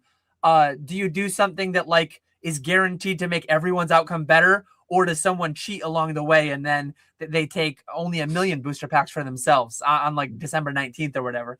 But I like mathematically. I like that you capped it. Yes. The evil inside of me, the cynic inside of me, kind of loves that someone took it at 64 packs instead of allowing. I don't think we'll ever get. I don't think we can ever get past that. I don't think that's a lot because we did the math. The 64 packs was like $600 in value. That's a good chunk right there. It's hard to turn that down. But that's where like game theory comes into it, and like I love that you did that. You did that again, but I do kind of the logical mathematical part of me likes that you capped it, but like the evil part of me is like, man, we should have bankrupted Nick. We should have had everyone collude together and make him give away $50 million worth of booster packs. That's so funny. But sorry to interrupt for my little math rant there. Anything else you wanted to add on Christmas, New Year's, all that stuff? Yeah, so we'll be taking a break Christmas, which will be nice. I think I'm going to do a stream New Year's Eve. I don't do anything for New Year's Eve, and I think there's a lot of people who don't do anything. So I think that'd be kind of a fun stream. So we'll do. I don't know what it'll be, but we'll do a fun stream for New Year's Eve. And then next year it'll just be I want to get better about planning events for the live streaming, making it more event based than just like the same old stuff every day. And then also next year will be the year that I bring back the eBay store. That's going to be a big priority for me. It's gone so long where I haven't cared whatsoever about it that now that we're kind of in the groove with the lives, I think that's the next big thing. Who's going to be primary on that? Is that you, Walrus? Oh, that'll all be me. Yeah. Except for it'll be you, right? What? The packing? That'll be me, yeah. Because it's not. I'm not gonna have thousands of listings. It's just gonna be. It's gonna be stuff that doesn't do good in streams. So like a lot of like full art trainers, higher end PSA 10 cards. So it'll be like a couple hundred listings. We're not going back to thousands and thousands of listings. No, you must have watched the Danazard consult last night. No 99 cent. I almost hit the thumbs down button on that. Did not appreciate that comment, but all that it was very good.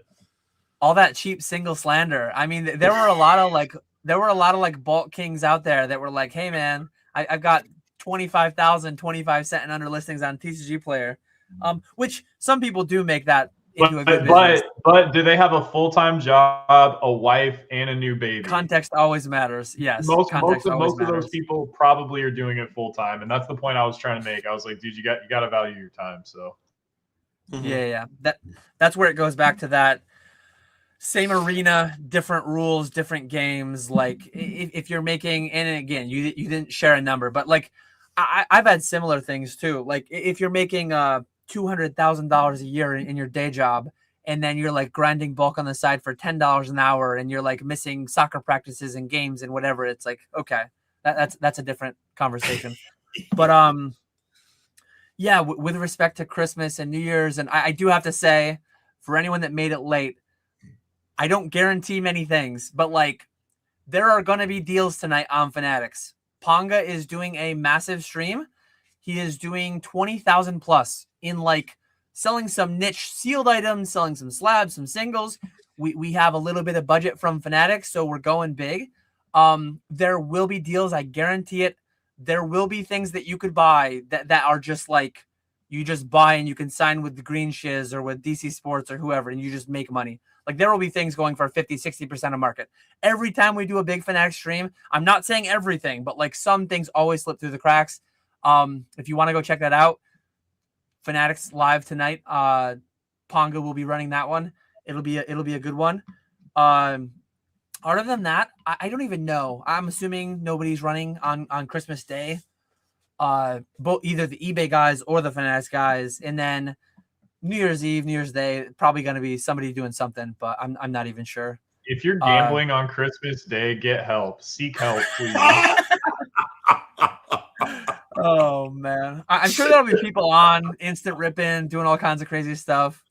But yeah, I definitely have a lot of family engagements, both New Year's Eve, Christmas Eve, and Christmas Day. I'm looking forward to a 5-day weekend next week. I'm gonna do minimal work Friday. I'm definitely off Wednesday, Thursday. Friday, I'm gonna try to touch messages for like 2 hours tops, maybe an hour tops, and I'm trying to have a 5-day weekend next week. As It'll be opposed to your good to 40 weekends normally. Yeah, eat some mashed potatoes. Watch It's a Wonderful Life with your family. Do not be gambling on Christmas. That is like no. Please, Yes. please no, people. One day needs to be sacred.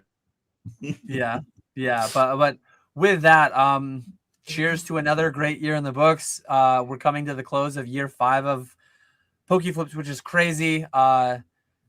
We don't have a massive community here, but it's a solid one. It's a solid one, and these live streams wouldn't be what they were without everyone here. We appreciate you all for sure. Hope everyone has a happy, safe Christmas, New Year's, holidays, whatever you celebrate. With that, we will catch you all later. See you later.